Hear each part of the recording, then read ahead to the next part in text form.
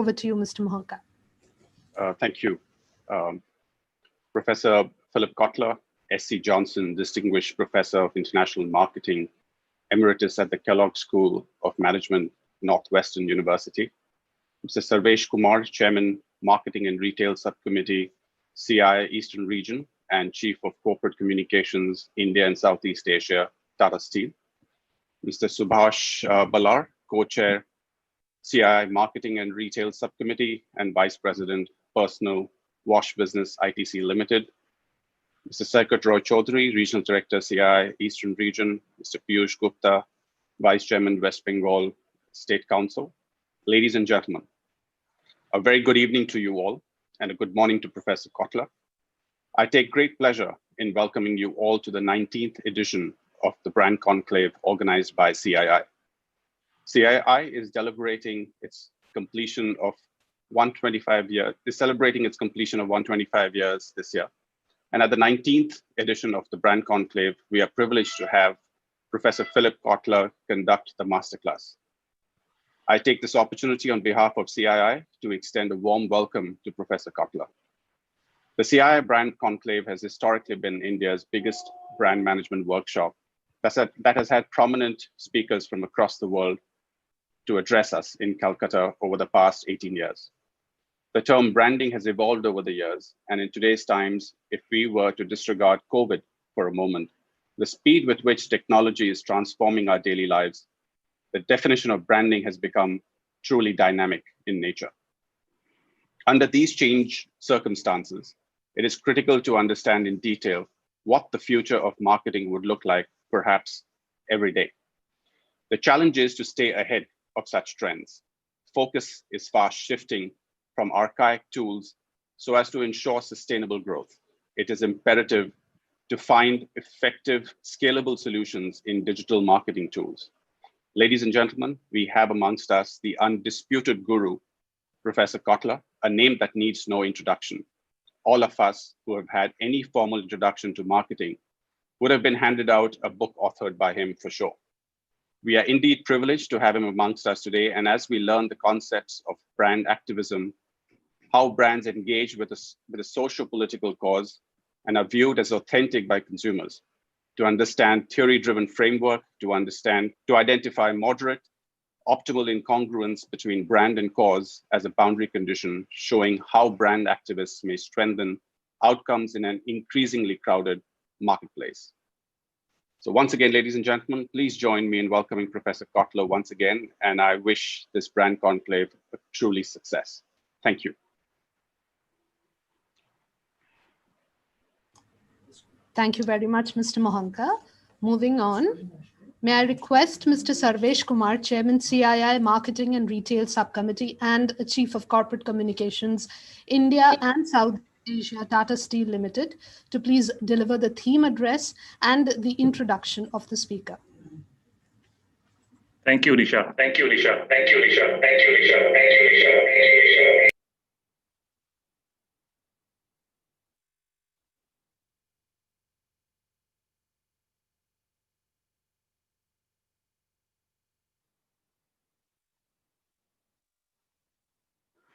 Can you hear me?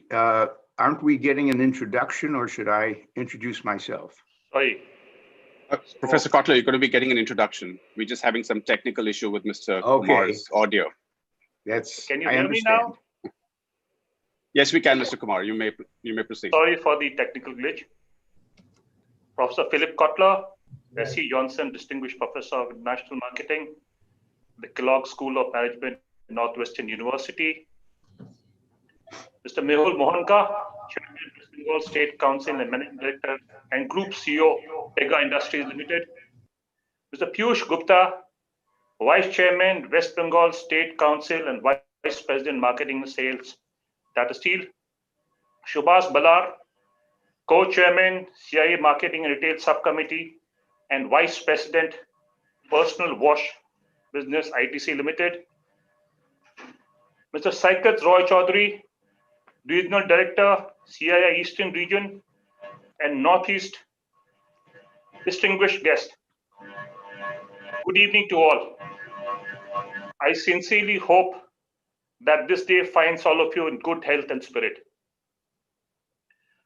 I am Sarvesh Kumar, Chairman CII Marketing and Retail Subcommittee and Chief of Corporate Communications, Tata Steel. I warmly welcome you all to this edition of the Brand Conclave.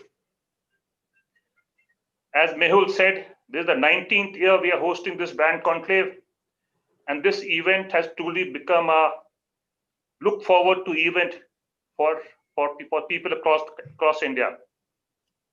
Over these 18 years, we've had the privilege of listening to many retail, brand, marketing stalwarts like Al Rice, Laura Rice, Clyde Fessler, John Philip Jones, Ravi Dhar, Martin Lindstrom, and many more.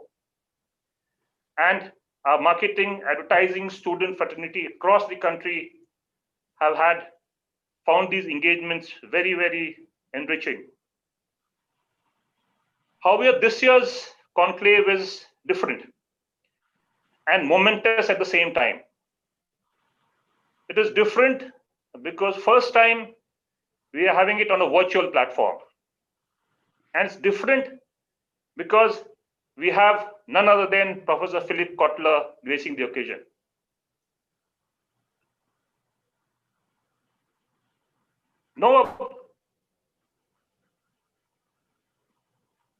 This masterclass is no marketer worth his salt can claim proficiency if he has not encountered the books, articles, journals, which has been written, published by Professor Kotler. Ladies and gentlemen, this is an honor to welcome Professor Kotler. He is connecting with us from Florida and would spend next couple of hours with us. Professor Kotler needs no introduction. He is commonly known as the father of modern marketing, and he is the S.C. Johnson Distinguished Professor of International Marketing at Kellogg School of Management at Northwestern University.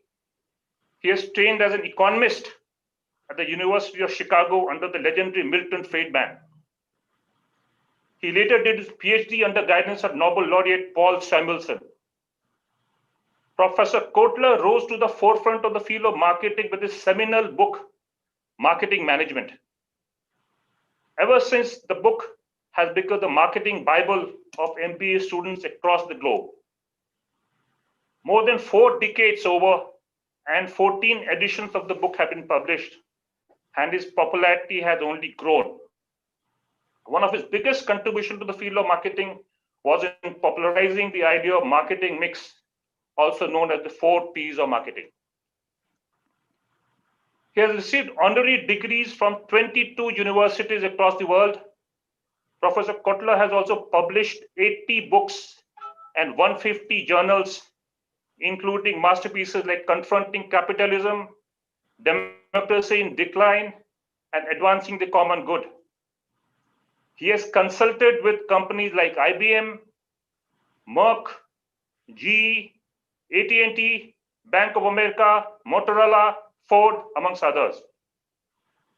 But what would Professor Kotler be talking about today? Times have indeed changed, and we are living in a world faced with innumerable existential, social, economic, health, safety, environmental issues, which Professor Kotler in his book describes as the ecosystem of wicked problems. The grim reminder of one of the problems is what we are facing today. In these challenging times, a company or a brand cannot afford to be neutral. As they say, silence is no more a choice. Moreover, the issues being increasingly would be taken up by stakeholders of the company, whether they are the employees, the customers, or the public at large. And the brands and companies are expected to contribute towards solving and not aggravating the world's biggest problems. As Professor Kotler himself says, you are now a brand activist, whether you like it or not. Without keeping Professor Kotler away from you any longer, I would like to present to you Professor Kotler and welcome him to deliver his inaugural speech. Thank you. Thank you very much for the introduction.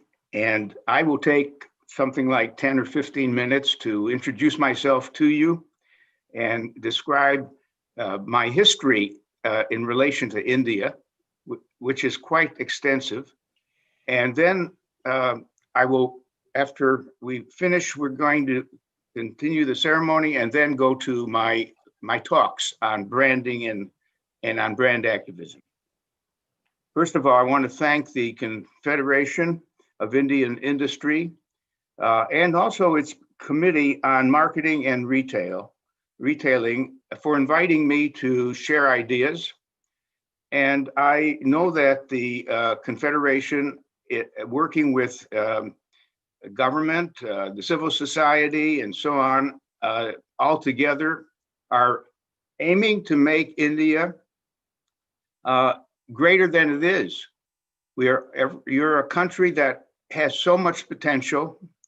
I just read an article by my good friend, Walter Vieira, about how India is not doing enough to capitalize on its potentials, not only in software and IT, but in agriculture, green revolution, and so on and so forth. So you have a marvelous set of opportunities to increase your scope and your impact.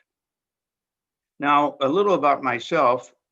I came to India with my wife back in 1955 to do a research project sponsored by the Ford Foundation and through MIT.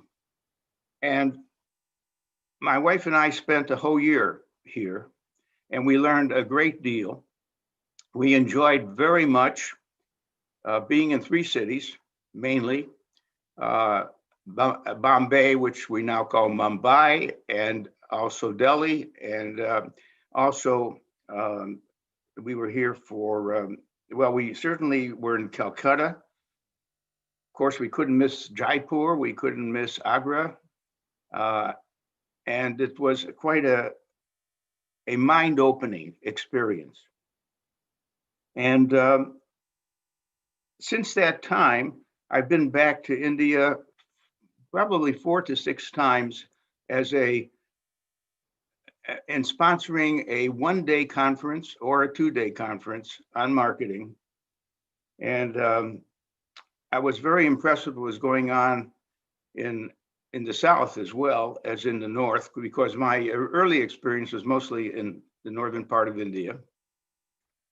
And I've been impressed with the activities of some of my own Indian friends in Chicago and what they're doing. For example, one of my dear friends is Balachandran, and he had the imagination to create a new university in India, which he named Great Lakes University in Chennai, because we have in Illinois one of the 5 Great Lakes. And I understand that his university, Great Lakes University in Chennai, is among the leading institutions in the country. And then I have my dear friend Mohan Sawhney. He's one of the most brilliant people I know. He's a leader in technology and AI, and has done incredible things. And then I have a great friendship with Jagdish Sheth, who, those of you who know Marketing Scholars, he is our leading scholar, Jagdish. And so there's no question that India's human capital is fabulous. And in my close friendship with Walter Vieira, you may know him, he's a major consultant. He was the first consultant in the organized group called the Indian Consultants in Management. And he's a great storyteller and person. Now, I'm interested in really knowing more about what business can do to help the economy improve. Normally and historically, we would think that any improvements and any initiatives would come from government. After all, it's government that wants to make the country stronger and better for everyone. But you know, many governments are, including my own, fragmented, polarized, and don't get as much done as they want to get done. This leaves a vacuum, and that's a vacuum that can be filled by industry, by members of your Confederation of Indian Industry. And when I look at the history of business, you can make two conclusions. You can, if you want to be negative, you can say, well, business has hurt us in some ways. It hasn't done the right things always, and it's maybe greedy, and it's only interested in making money. But it turns out that I think business leaders are moving into a new stage of thinking. This is very hopeful, and I'm going to cite some evidence of that. And some of it is more from my country's operations. You may have heard that one of the leaders of the BlackRock Group, the CEO, his name is Larry Fink, introduced a kind of a statement that really turned things around. He said, society is demanding that companies, both public and private, serve a social purpose. To prosper over time, every company must not only deliver financial performance, but also show how it makes a contribution to the society. Then, if you've been watching the World Economic Forum, you know that they have changed very much. Instead of just being a play yard for business and celebrities to meet and talk, under the leadership of Klaus Schwab, they have started to reset the goals of the World Economic Forum and of the business community. In fact, they call it the Great Reset, and I urge you to read his book, Professor Schwab's book on the Great Reset, and what he thinks business ought to be doing. Now, a very important development was the Business Roundtable in the United States, which consists of people like Jeff Bezos of Amazon and Tim Cook of Apple and the General Motors head and so on. Very important business roundtable came out publicly and said that we must move from shareholder value as the goal of a company to stakeholder value. In fact, a company must have a purpose, and the purpose must be higher, more than what they make, whether you make cars or cosmetics. What is your purpose? How are you going to make the world you operate in a better world? And then we had other things happen. I believe that not only can the business community help, but also the wealthy people in a country can help. I just drafted a short article on Billionaires Unite. Help your nation get better. Now, the billionaires, of course, of which India has over 100, you could blame them and say, well, that is because they have so much money that so many people have less. Yes, that's a fact. But the fact is that they could be a big source of not only money, but of effort to make the world a better place. In fact, my article's thesis is that they would gain as well as everyone else if they helped solve and mitigate the social problems. It would make a healthier society. It would be much more successful for everyone. And among the people who think this way is Bill Gates.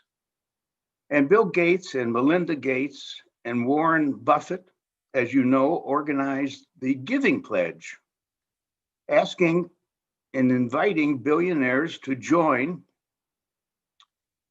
the pledge. And it's a pledge where the person says that in the next 10 years, he's going to put half of his wealth into social improvement, however he or she sees social improvement. Do you know there are 204 members already who have made the pledge? Now that's 204, but do you know there's at least 1,500 billionaires around the world? And in my article, I outline how they can connect with each other and sort out causes and join the cause they want to be part of, whether it is water shortages, which is haunting many communities, whether it is overfishing or overtimbering. And so not only is the normal business community moving more from shareholder objectives to stakeholder objectives, but I believe that we can invite the wealthy people to join and make the world a better place. Now, I'm going to talk about this more extensively. I'll mention one or two more things, and I hope you've heard of the movement called conscious capitalism. There's a book written on the history and ideas of conscious capitalism. The person who is one of the creators, John Mackey, he's a former, he started the company called Whole Foods. Whole Foods works on the premise that food stores should be delivering nutritional value, not just many other things like just foods with salt, sugar, fat that affect our health. So Whole Foods is a big contributor to the conscious capitalism movement, and their ideas are well explained. My own big work has been largely about the social side of marketing, as well as the technical side. And I guess much of it came about when I wrote the book Corporate Social Responsibility in 2005, where we examined 45 major companies, and we asked each company, what do you do anything as in the way of a contribution to the social side besides the economic side of your business? And all of them said yes, and all of them shared their ideas of what they were at the time doing with corporate social responsibility. And I was very impressed that something was happening. And that something goes under a lot of names. What I will talk about in more detail later is what we call brand activism. Now, I think I will stop because that gives you a general idea that I have been a friend of India's. I've been in India many times. I have many colleagues who I work with, who I'm deeply impressed with. And I believe your organization, the Confederation of Indian Industry, probably is doing its own reset on what it's all about and how it's going to work in the economy and do wonderful things for the economy. So I'll stop here. We may hear from some others, and then at the right point, I will start sharing with you my ideas on the power of branding and brand activism. Thank you.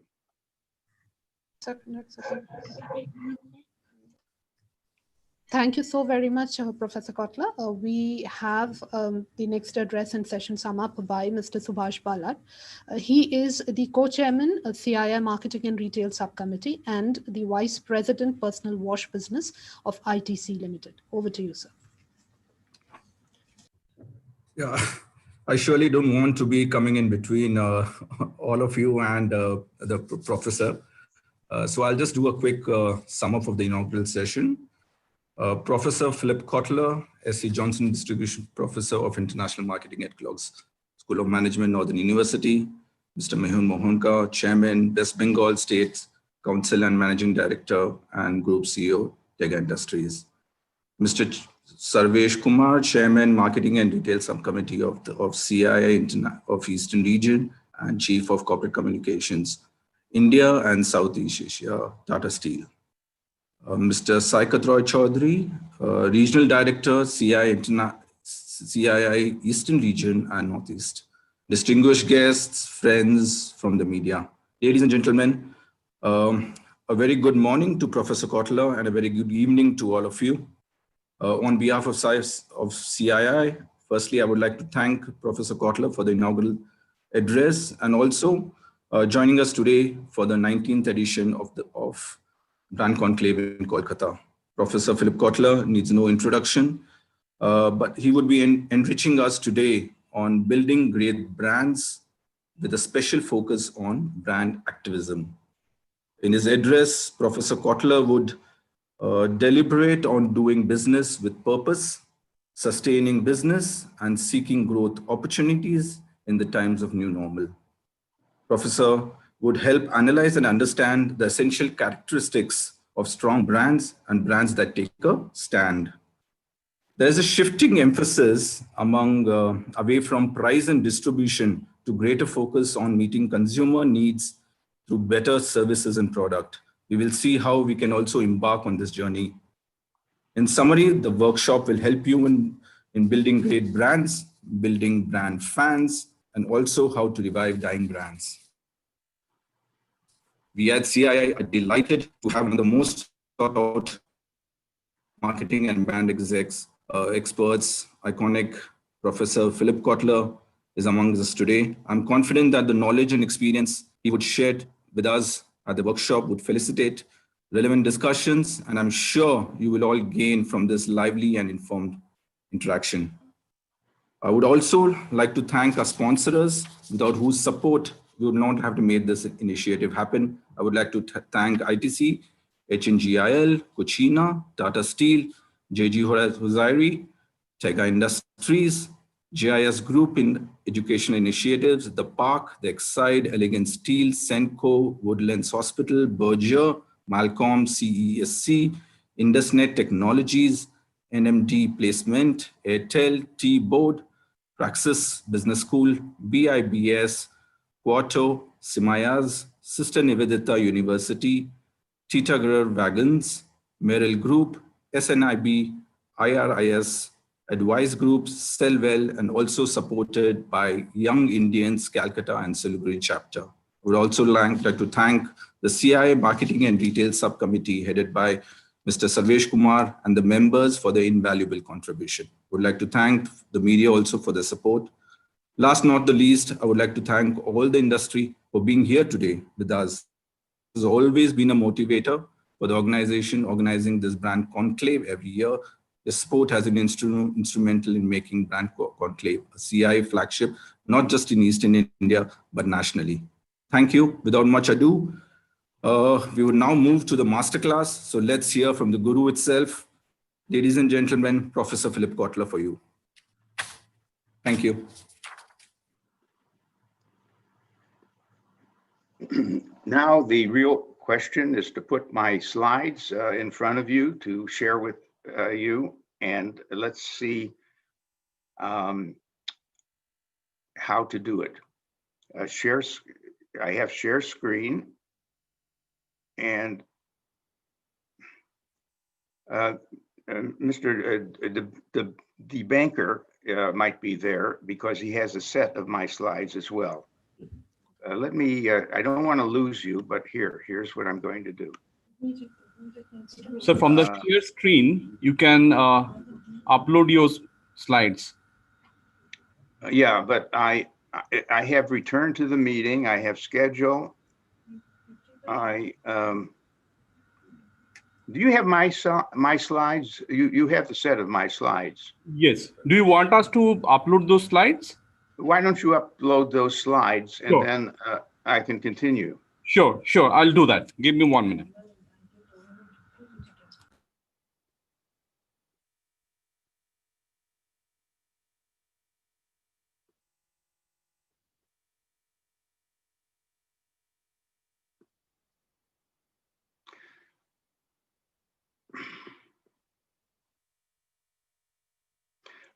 Can you hear me? I have my own slides on too, but do you see my slides, or we'll wait till those slides are ready?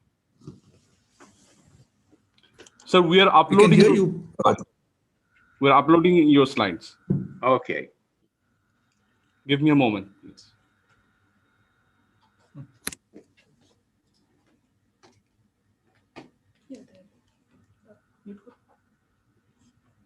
Okay. Here it is.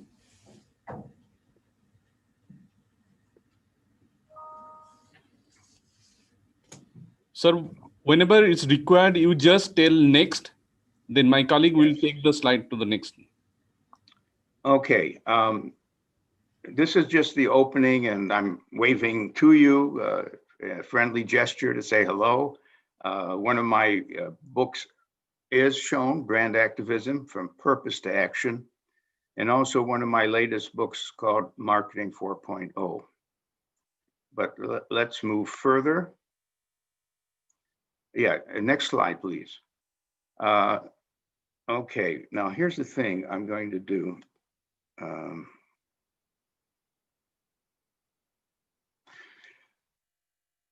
To start off, we know that branding is very important. So I'm going to start by mentioning a couple of things, some illustrations. For example, David Ogilvy was one of the great master marketers. And he taught us so much on advertising and promotion. And this is his illustration. He said, why do some people choose Jack Daniels, that's a whiskey, while others choose Grandad or Taylor or another brand? Is it because they've tried all three and compared the taste? Don't make me laugh, said David. The reality is that these three brands have different images which appeal to different kinds of people. So it's not the taste, it's the image that has been created for each one, each brand that is holding the interest. Now, let's go to the next one. I am just working my own, What I have to do is I've got to expand this so I can read it myself. And I don't know how to do that. Let's see. Oh, here. I'm sure we'll do better. Okay, can you see this? How important is branding? Another set of illustrations that's well known. There's a plant in California that produces two nearly identical models of cars called the Toyota Corolla and the Chevy Prism. So Toyota and Chevy formed a partnership and they made their own version of the same car. Toyota's car sold 230,000 Corollas compared to only 52,000 Prisms sold by the Chevy company. And Toyota priced the same car higher than the competitor by $650. So obviously, Toyota's name in car manufacturing by people who buy cars people will pay more for the Toyota name to be on the car than the Chevy Prism name. Now that's one illustration. Another interesting one I found is that for many years, there was an island in the Bahamas which everyone had heard of, but no one wanted to visit it. It was called Hog Island. So the smart thing to do is rebrand, change the name, and change it to a good name. And the name was changed to Paradise Island. And this greatly increased the island's tourism. And I'm sure there's many illustrations like that. And then look at how a brand name for a particular thing like a motorcycle, it's only for a motorcycle, could be leveraged to also be Harley clothing, Harley cigarettes, Harley beer, eat at Harley's restaurant in New York. So again, branding makes the whole difference in many cases. Now the next one, our mantra. Are you seeing the mantra? Hello, can you hear me? Hello? Yes, Professor, we can hear you. Yeah. Okay. The mantra is what we really believe, and that is that marketing is the art of brand building. And if you're not a brand, you're a commodity. And if you're a commodity, then price is everything. And the only winner is the low-cost producer. So we understand that. Now, next slide.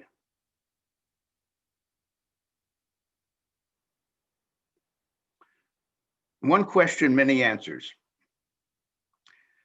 Now, normally a CEO who I might be consulting would ask me a question. How can we become a great brand like Nike, Apple, Harley Davidson, Disney, Virgin, Coca-Cola?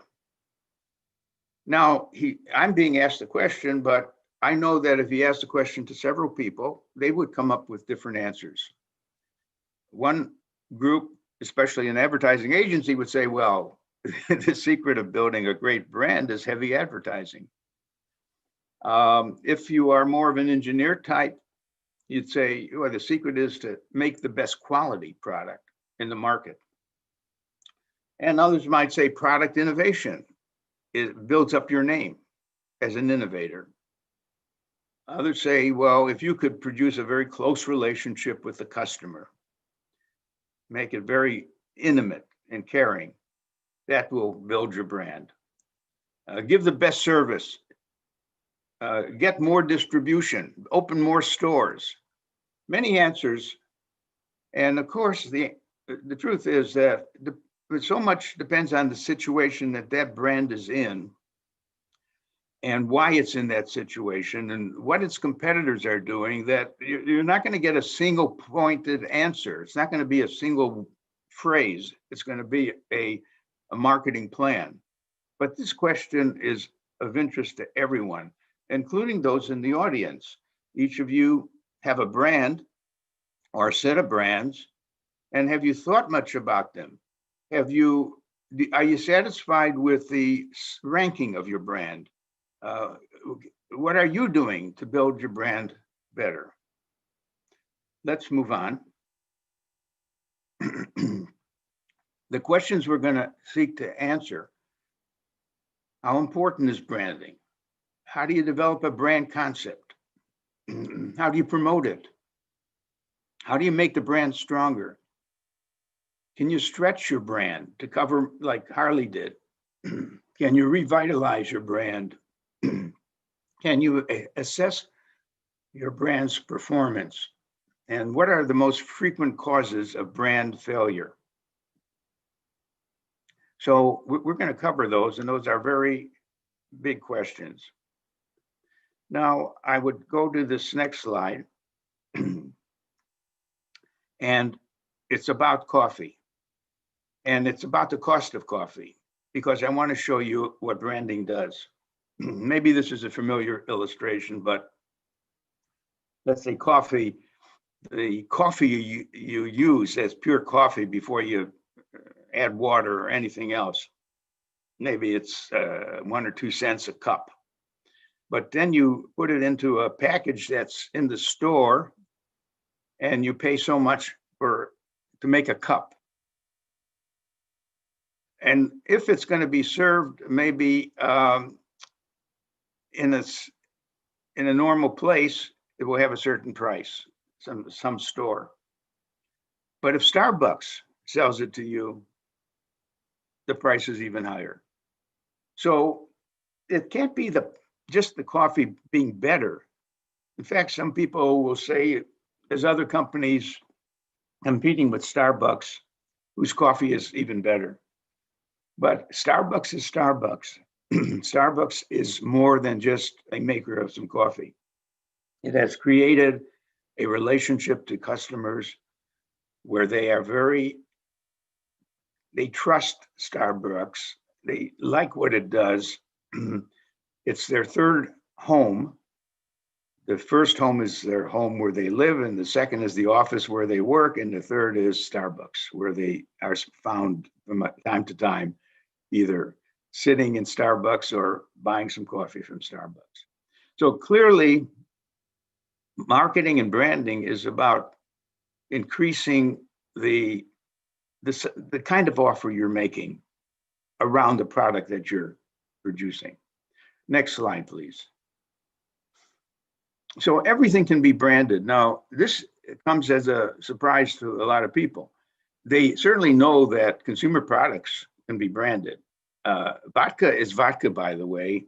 In a blind test, you probably wouldn't know what brand it is, but you do believe that Absolute vodka is better than the other vodkas, and that's been planted in your mind.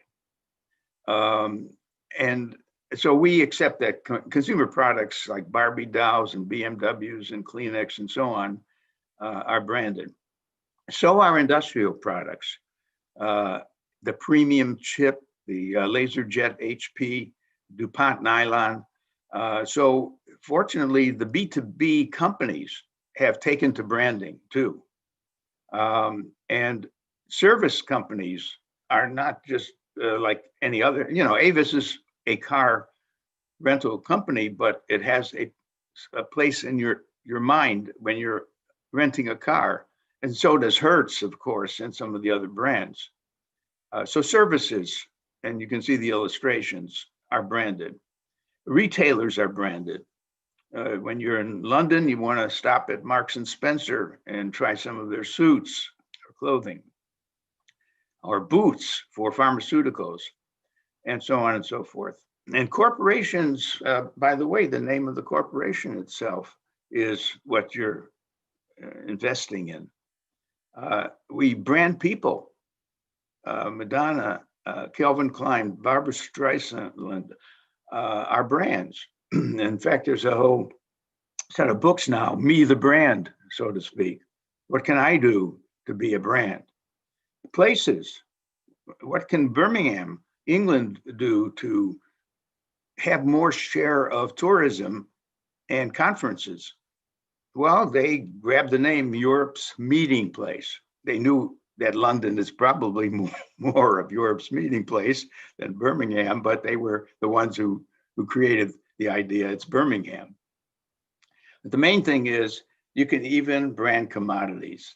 You can brand oranges and potatoes and water and chicken and bricks. I'm going to give you some illustrations of that. So everything can be branded. So we'll go to the next slide. I said commodities can be branded. Here's the illustrations. Chicken. We have a character in that industry of chicken in the United States. His name is Perdue, Mr. Perdue. He would go on and advertise his chicken. By the way, he looked very much like a chicken. I should have had his picture as well. But he loves and adores chicken, and he makes it as fine as one can make the chicken. And he's convinced all of us that if that chicken isn't just ordinary chicken, but Perdue chicken, we'll pay our 10% or 15% more for that chicken. Now, cement, again, you wouldn't be able to tell the difference between 2 or 3 cements made by a couple of companies. The fact is that cement can be long-lasting, or it could be fragile, and we know that there's a difference between the top quality cement and other cements, and that has been branded by Cemex, and one can trust that the cement will be meeting their needs when you buy that brand. Bricks, Acme bricks. Now, bricks all look alike, but the fact is that many bricks are the ones that chip a lot. You'll see in older buildings that the bricks didn't hold up well, and so on. And one company made the statement, I think it was Acme, that come back in 100 years and you'll see the bricks still there in fine condition. Now, no one's going to buy it because they're expecting to come back in 100 years to examine this claim.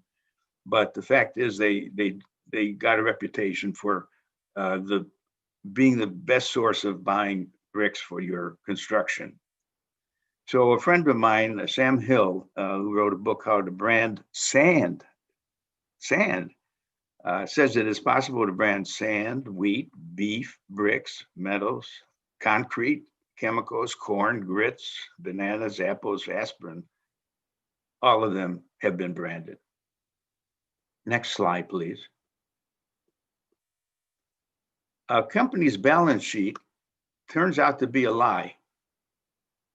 Now, no one normally states that, because a balance sheet only has basically things of value that you can get money for if you sold it to someone else. It's your physical plant, your equipment, your inventory.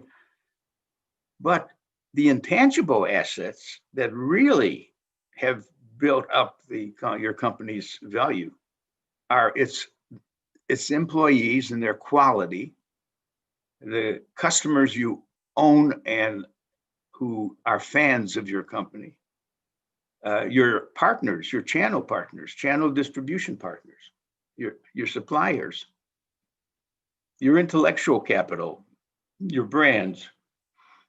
Now, just because we don't put a dollar value normally on these intangible assets, they are probably more basic.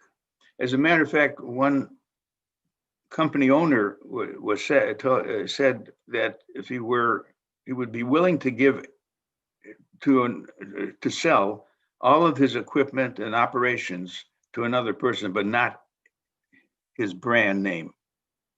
So that's where we stand. Let's move on.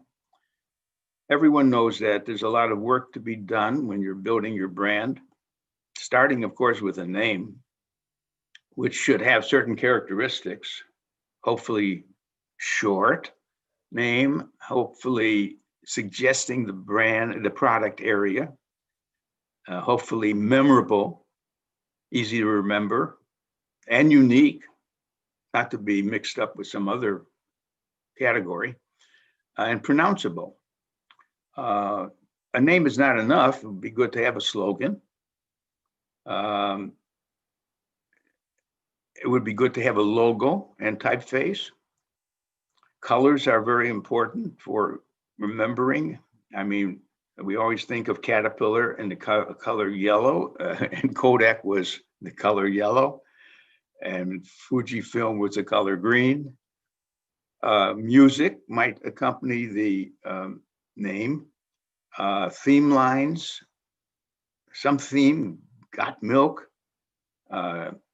You show your brand not only in a big ad, but on your stationery and your business cards, in your offices, on your trucks, and even in clothing. We see a lot of people in a T-shirt with some brand on it. So that's familiar to you. Let's move on. I know that some of you will be wanting to keep a collection of the slides. So even if some of these things are so obvious, it will allow you to go back and look at your own brand name and see if it has these qualities. It should be memorable, meaningful, likable, protectable, adaptable, and transferable to a larger number of items and maybe categories. So you could always ask that question. Next slide. I'm always interested in mishaps where a branding wasn't used well. One of them that's well known is we had an airline called Braniff Airlines, and it had a slogan, and the slogan, when it was read, the slogan was "Fly in leather," because the airline had leather seats, even for the lowest price seats. But the translating into Spanish of the word that meant fly in leather was fly naked. And that didn't work in Spain. And that's because Braniff shows a statement that they didn't check in other languages. So any of your firms, which are international firms, especially if you're innovating some new product and naming it, make sure it translates well into French and Spanish and other languages. Coors, the famous Mexican beer, it used the term "turn it loose." In other words, turn it loose. Go and have this kind of wonderful beer. But in Spanish, it was translated as "suffer from diarrhea," which of course is not the intention of the Coors brand. Frank Perdue, the chicken guy who I mentioned, by the way, the expression is, "It takes a tough man to make a tender chicken." And how the way it was translated in Spanish is, "It takes a sexually stimulated man to make a chicken affectionate." Well, again, here's where translation is not delivering the right message. Chevy Nova. Chevy, that was a brand of the Chevrolet automobile. And Nova was a fine word in the English community, Nova. But what that is no va. It means it doesn't go. Now, you don't want to produce a car where the slogan is "it doesn't go." And Pepsi started its brand in China some years ago. And the main point was Pepsi brings you back to life. And this was read as Pepsi brings your ancestors back to the grave. So that didn't work. Now, I won't go into the other two because you get the idea, basically, that your brand, you would like it to travel globally, and you want to name it in a way where it translates very nicely. Next slide, please. The main thing I would ask is, does your brand own a word or phrase? And I know if I would ask people, give me a word for the companies that is called Mercedes, they would say engineering, like fine engineering. BMW, driving, the best driving experience. So I'm listing for you what would come up as a word or phrase for some very well-known companies. Now, if I put your company's name down at the end of the list and try, as you listen to me, try to think of your company's name, have you asked others what word comes up or phrase? Now, if you find out that nothing comes up, that's bad. You don't own any word or and so on. Or if several different words or phrases come up, then you're not a very focused brand, and you might try to bring it. You want to own something in the mind space, in the customer's mind. So let's move on. Look, one way to name a brand is after the founder of your company. And that was done with the Boeing Company, John Deere, J.P. Morgan. Sometimes the name can be descriptive. British Airways, Caterpillar, iPhone, or you create an acronym that's easier to remember than a large name. I guess IBM was International Business Machines, but IBM is good enough, and so on and so on. And fabricated names that never existed. There was no word called Accenture.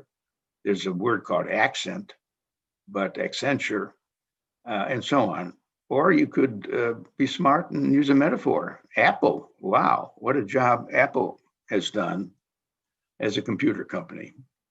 So that's clear that it's work. There are different types of brand names.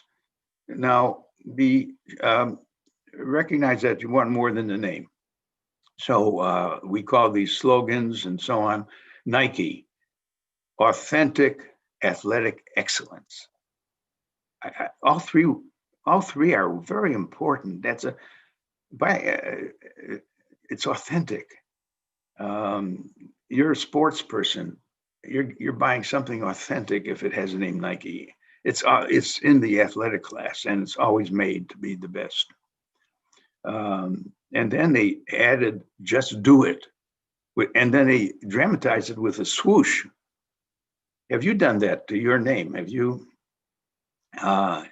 given it levels of meaning and so on? General Electric, basically what they own is the idea of better living through their appliances, better living.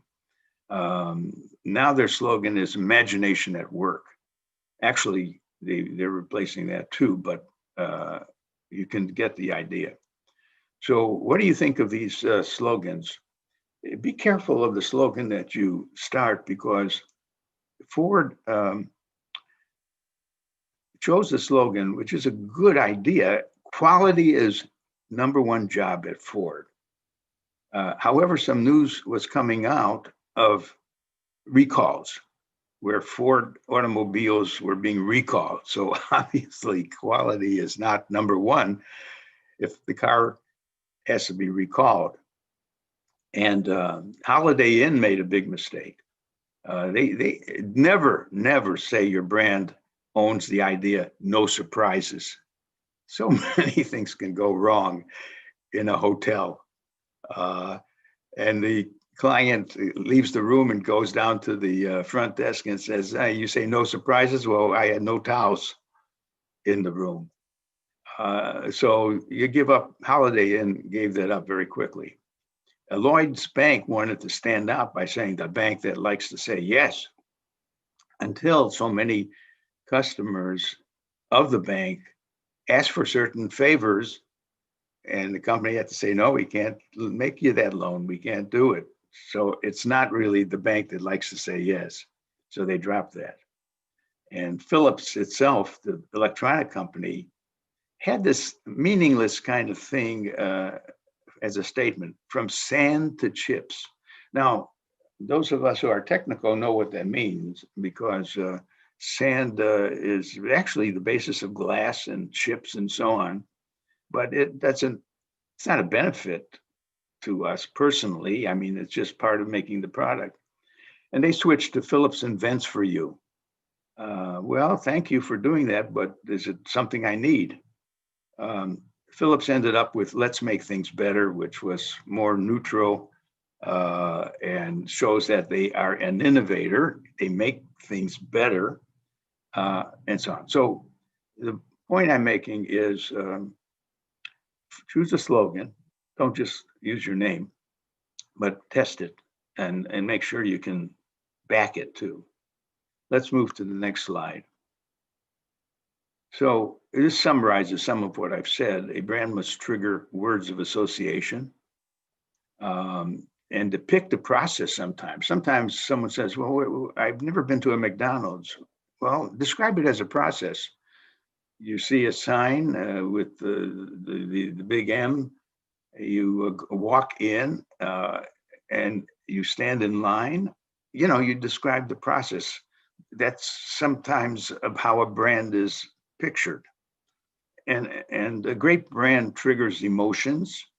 I hope your brand, you have a brand that triggers positive emotions.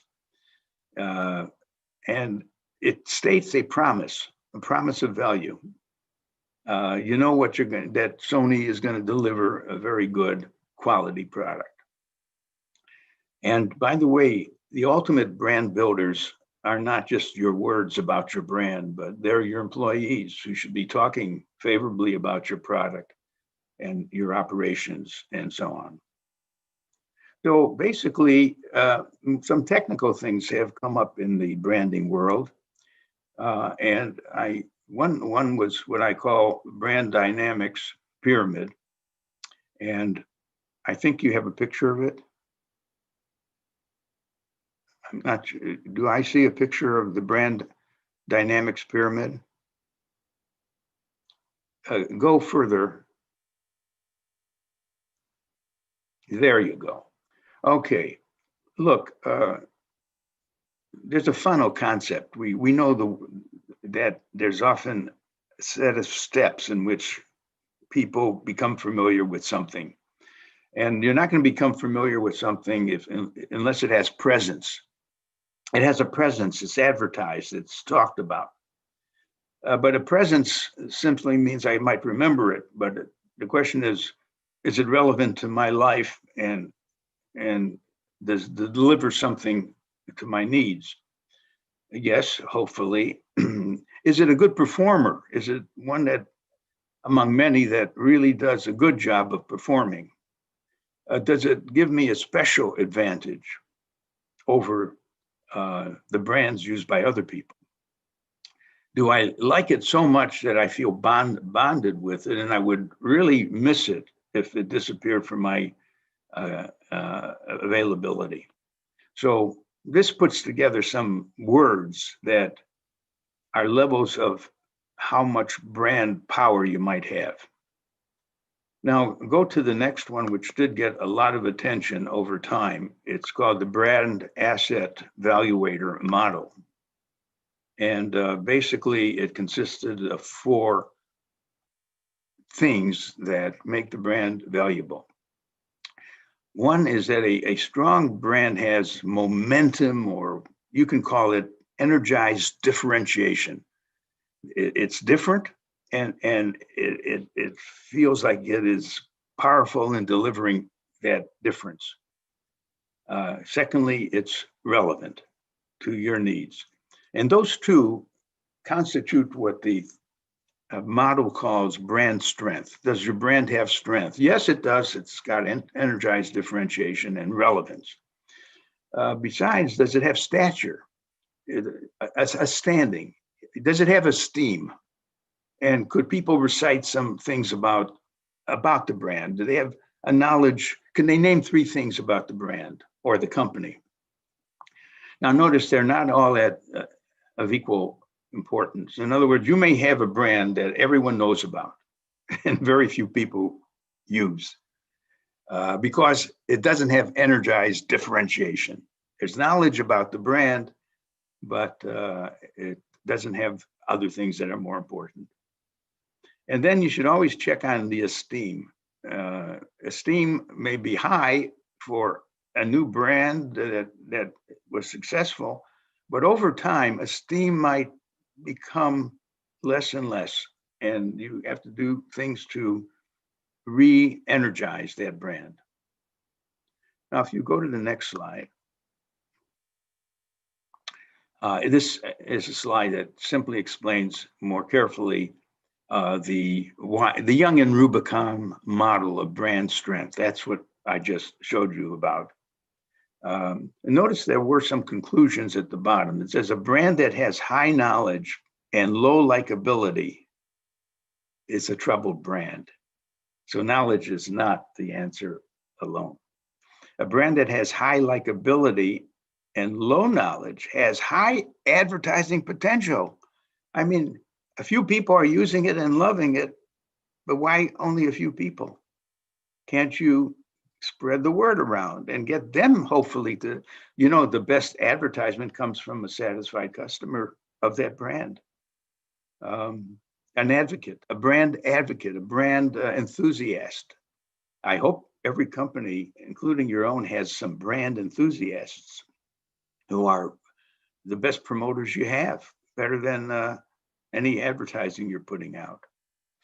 A brand with high strength and low stature has excellent potential. And when a brand's differentiation and relevance start slipping, esteem will slip next, and then knowledge will decline, because who wants to know more about a declining brand? So there's a literature about this model. So don't feel that everything is just a whole bunch of things without a way to organize how your brand stands. Let me give you an illustration of a very dynamic company. Now, there are very few companies in the world that are global and that have lots of brands. Unilever, because Unilever came to India so many years ago, and did so much. In fact, the fact is that it was Unilever that had the brand of soap that got people in India to be taught the idea that it's very important to use soap and keep your hands clean and so on. Now, today's Unilever has found that it had 50 brands, counting for 63% of its revenue. This might even suggest that if they have more than 50 brands, the other brands aren't. These are the important ones, the ones that account for 63% of its revenue. And Unilever decided to emphasize 400 core brands and dispose, delete, or consolidate 1,200 of its marginal brands. Now let's organize what that says. That it had 1,600 brands, basically. So it selected its 400 core brands. Now, a core brand is one that will be in every country where Unilever is. They defined it as a brand with so much scale and power, number one or two, and growth potential. So these, actually was not the 400. In the 400 brands, 40 of those brands were designated as core global brands. Dove, Knorr, Lipton, and 360 regional core brands. In other words, they weren't global, but they were big in certain regions. And notice that they determined how much investment to make out of the classification of these brands, core brands, regional brands, and so on. And they also know what weak brands are, because they had a number of weak brands. A weak brand, why do you keep up with a weak brand? Why don't you take the money you can get out of it? Why don't you harvest it, take money out of it, and put it into something that needs more money? A weak brand has poor profitability, negative cash flow, weak channel support, disproportionate consumption of your time. You spend, it's your problem brand. You're spending, if you put a price on the time you've been putting in to make it a better brand, you'll see you're losing money. So you should milk it or sell it or delist it and migrate to another brand. Then, by the way, this information on Unilever came from my former student, Nirmalya Kumar, who's one of our most terrific marketing people. He's the author of 3 or 4 books. And the story of Nirmalya is this. He was a professor, distinguished marketing professor, and Tata was looking for help in its marketing strategy for its brands. It wanted some more strategic thinking. And they asked Nirmalya, would he leave academics and become a vice president at Tata? Which he did. And he did very good work, very good work. He had a nice department organized for strategic work. Then a problem happened. It wasn't anything disgraceful, I don't know. There was a tension, an issue over direction, and he separated from the company. The company separated him. And he went back. He's now teaching, I believe, in Singapore, and is back in academics. And he's a terrific guy and former student of ours at Northwestern University. So I got that information from his writing about Unilever. Now, if you'll move to the next slide, it's another company, Electrolux, a company that grew through basically acquisitions over a 26-year period. And just the act of acquisitions made it realize that it's more than a manufacturing company. It's actually a branding company. And they're in the food service business. And they found they had 15 different brand names from the companies they acquired in food service, and decided to reduce them to 3: Electrolux, Zanussi, and Molteni. And they have 3 big brands that are quite different in their meaning. And then they added further differentiation of each brand by personality, values, rewards, functional benefits, and so on. So let's move to the next slide. We'll come to brand activism a little later, but these are important basics. A strong brand improves demand and supply. A strong brand will command a higher price on the demand side and would sell a larger volume, have a lower churn or turnover, and could be potentially stretched. And on the supply side, the retailers and the others carrying the brand, there would be greater trade acceptance, more favorable supplier terms, lower staff acquisition and retention costs. In other words, good things would also be on the demand side from having developed a very strong brand. Next slide, please. Let's skip this one.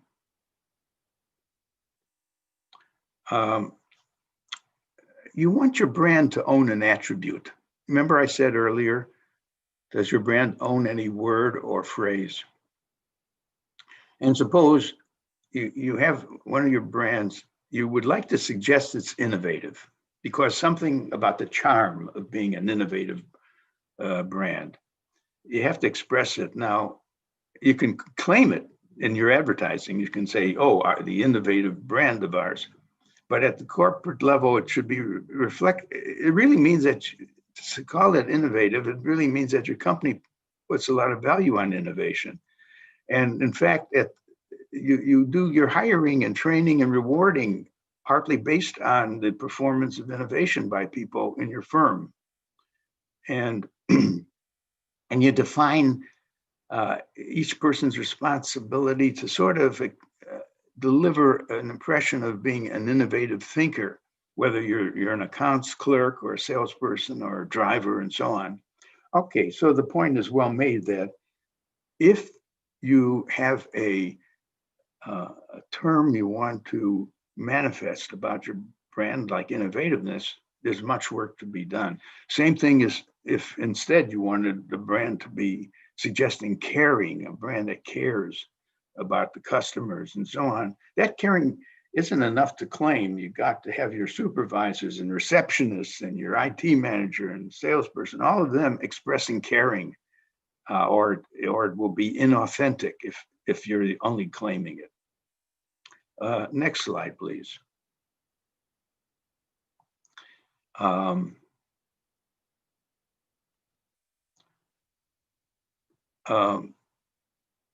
You know, sometimes you could, when you have a commodity, there isn't much you can say that's really different. So say something that might be irrelevant, but catchy in a sense. P&G's Folger instant coffee said, oh, it has flaked crystals. And you could see them, they're flaked crystals, but that didn't add any value. But it did distinguish it as a different looking coffee. Frank Perdue always claimed his chicken was the freshest and the tastiest.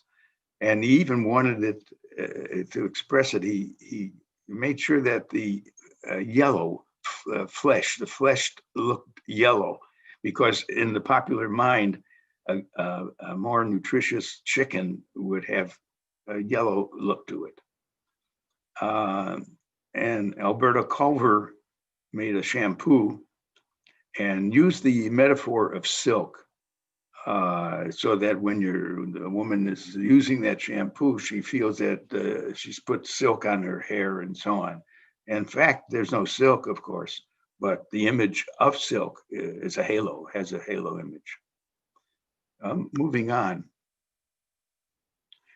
Your company's brand, we've said, actually write down words triggered by your brand name. So again, each of you, could you think of one of your brands and put down all the words? As a matter of fact, you might ask other people who don't know your brand well, but what words come to mind? Now, circle the favorable words because you want to leverage them. And if there were unfavorable words, you got to worry about how did that come up that our brand has also some unfavorable connotations. And then those words that are favorable words may not be widely known globally. You aren't using things that most of your fans say about your brand. And double underline the words that are unique to your company about your brand, and so on and so forth. Let's move to the next slide, please.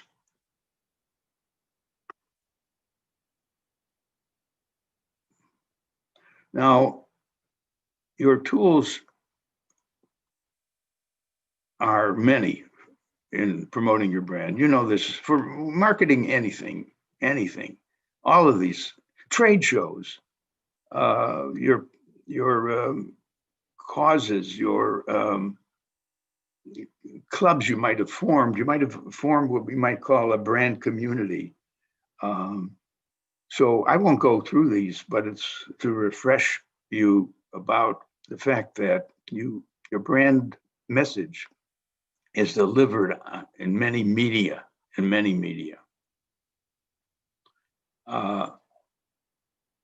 Now, is heavy spending the real key to building a strong brand? Please move to that slide. Here's an example of misspending. It has to do with a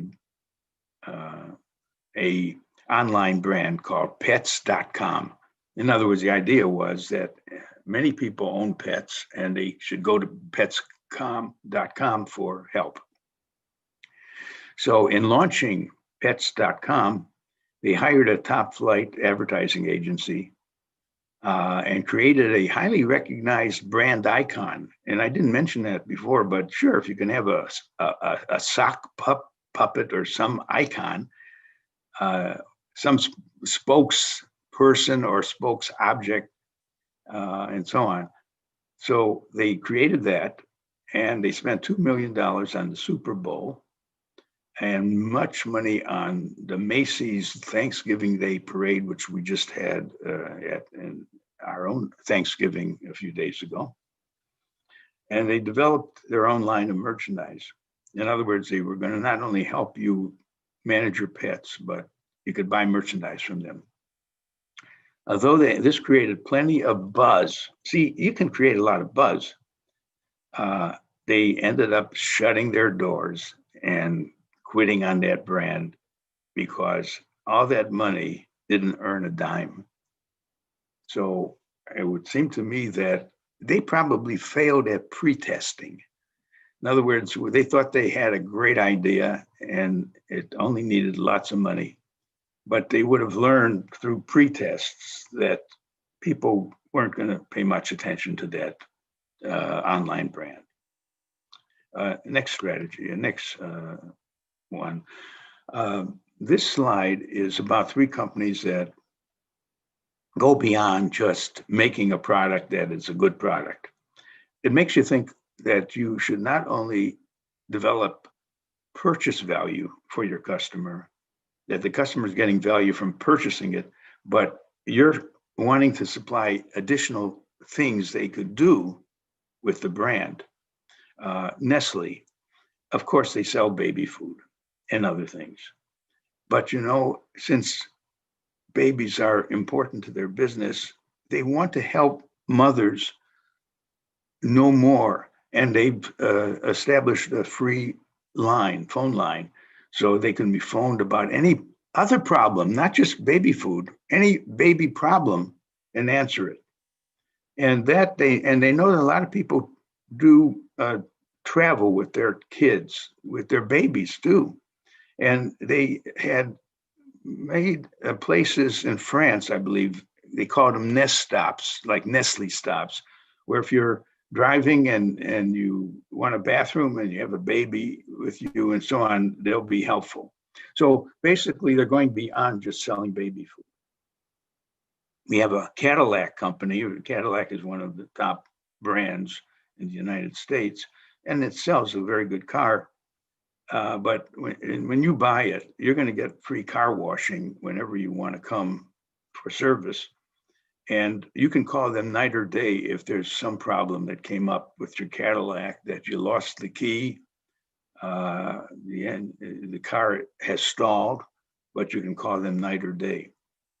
That's it. You amplify the packaging to differentiate yourself from competitors. Home Depot is a great place to buy any products like paint or electrical supplies or plumbing. It's a hardware store, big hardware store. Now, there's more. Everyone in Home Depot, at least when it began, was not just a salesperson hired off the street, but a craftsman. So the guy who sold paint knew paint. He was a painter. And the same as the plumbing person who was there to sell you some plumbing, but was knowledgeable about what to sell you.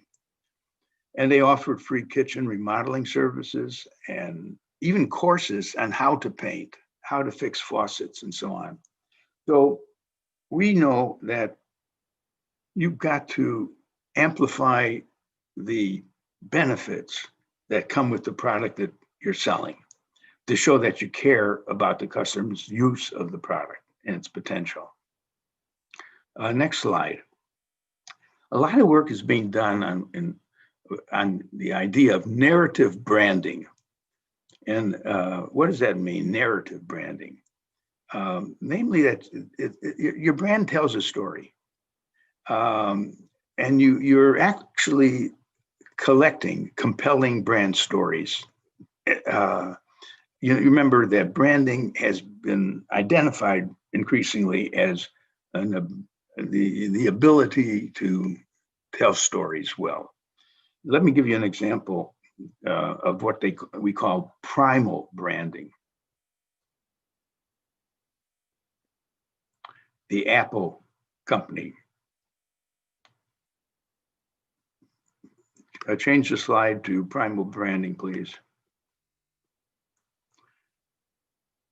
When you think of Apple computer, it's almost like a whole creation story is told about the two Steves. I mean, not, the two Steves created the computer in their garage, Steve Jobs and Steve Wozniak.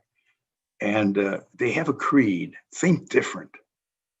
And then they have the Apple logo with the bong sound. And there are conferences, rituals, everyone who owns an Apple who lives in California or anywhere else maybe goes to the annual meeting to hear Steve Jobs to see him in a sweater and introducing brand new, wonderful things.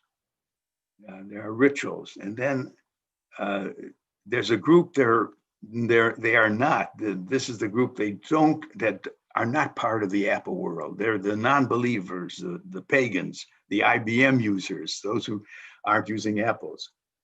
And there's sacred words that are known by the users of Apple: iPod, iPad, iMac, iTunes. and it has a leader of the group, CEO, the late Steve Jobs. So yeah, this is creating really a very big story. If you go to the next slide, I've done the same thing for the Rolling Stones, this fabulous music group. The Creation Story, a group of British lads who started a creed, iconoclastic youth on the dark side, the icons, Mick Jagger's face, his lips, his swagger, Keith Richards as these aged stoner. There are rituals, tours, albums, concerts, sacred words, interviews. There are non-believers, you know, if you aren't Rolling Stones, then you're going to suffer with Lawrence Welk or Neil Diamond. And it has a leader, Mick Jagger. So I'm not saying that this is something that an ordinary product and brand can do, but search whether you really have a creation story, a creed, an icons, rituals, and so on, because that builds a community. Next slide, please. My good friend Larry Light really took this narrative idea to heart. Now, who is Larry? Well, Larry became the vice president of marketing, the CMO of McDonald's. Larry was always an interesting critic and so on, but they spotted Larry and he was asked to run the marketing for McDonald's. And Larry said the days of mass marketing are over. We must move to brand journalism or creating different stories about McDonald's. And I'm quoting him, "This is the end of brand positioning as we know it." Now, by the way, I'm a fan of brand positioning, but he wants to contrast an idea. He railed against adopting one brand, one product, one position as a disease that's called positionitis. Identifying one brand positioning, communicating it as in a repetitive manner is old-fashioned, out of date, out of touch brand communication. No one message can tell a whole brand story. Now, let me make this real to you. McDonald's wants to attract into their stores different groups. One group would be young teenagers. Another would be mothers with children. Another would be senior citizens. So how could one message work? One message for McDonald's work? You need different messages. What you're going to say to the teenage market is different than what you're going to say to the mother with child market or the senior market. So what Larry is saying makes a lot of sense to me, that yes, it's nice to have a single big idea as a position, but communication has to be made for different groups, different messaging systems for different groups. And that's where your storytelling comes in. Now, the next slide, please.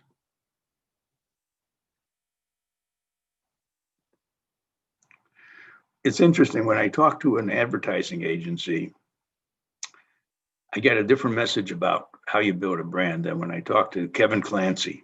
And notice the two messages. The advertising agency says, the brand must be an essence, an ideal, an emotion, supported by beautiful logos, clever taglines, creative turns, edgy names, launch parties, big ticket giveaway promotions, and publicity buzz making.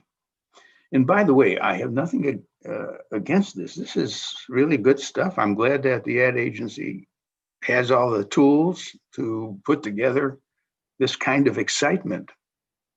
Kevin, however, is more strategic. The brand should have a target group in mind and be positioned to solve one of their problems better than competitive offerings. Furthermore, the brand's reputation is ultimately based on product quality, customer satisfaction, employee communications, social responsibility. Now, in other words, Kevin would say that you can have an average product and try to rave about it and give it edgy names and so on. But if the basics aren't there, it's going to fail. And the basics are having product quality and customer satisfaction and employees involved and communicating and so on and so forth. So these two belong together rather than one approach is better than the other. Now, if you move to the next slide, we all know the process of building a brand. So I'm going to skip that because we've gone through it, but I want to give you an illustration by going to the next brand. This is very important.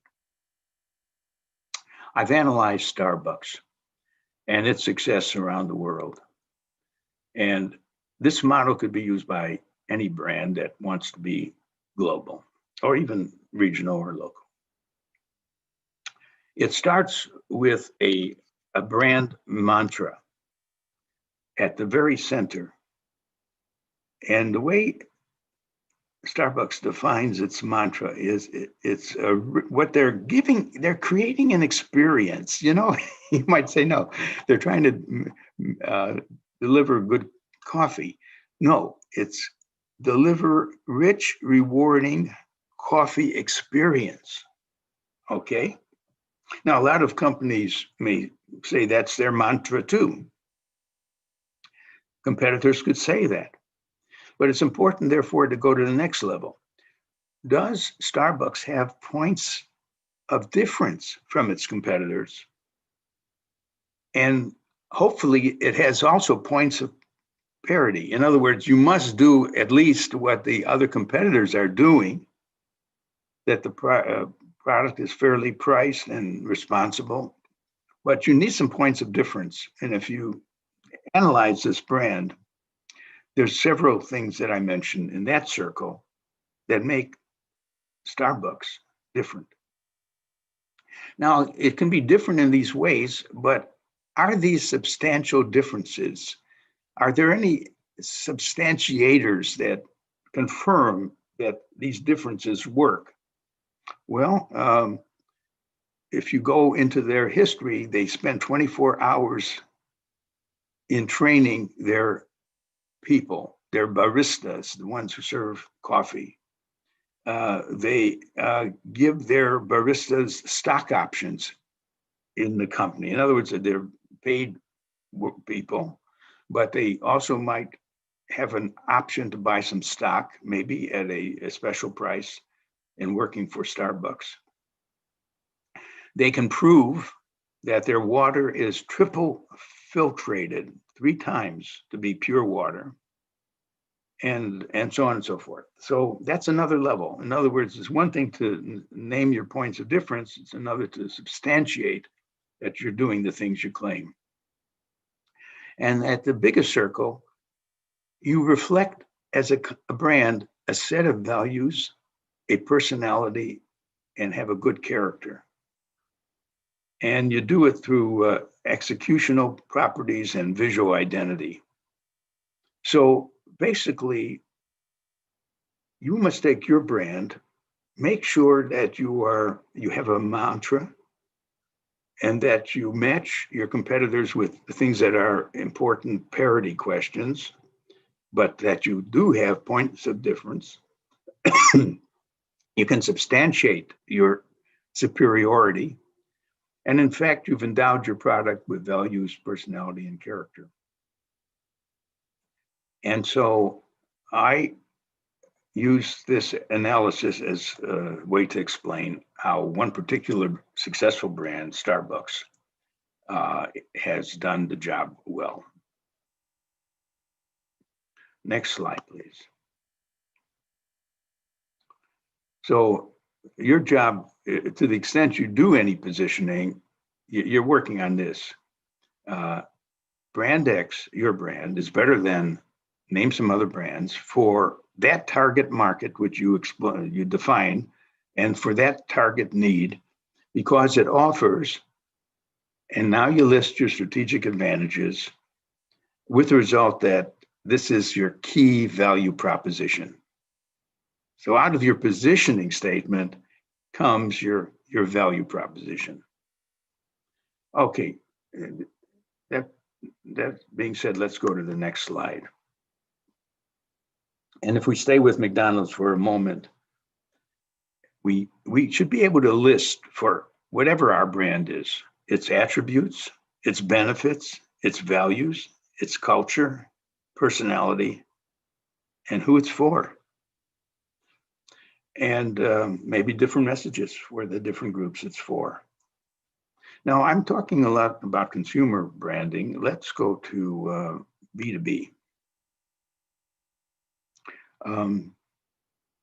I've worked a lot with industrial brands and worked with Waldemar, who's one of our most excellent industrial marketers.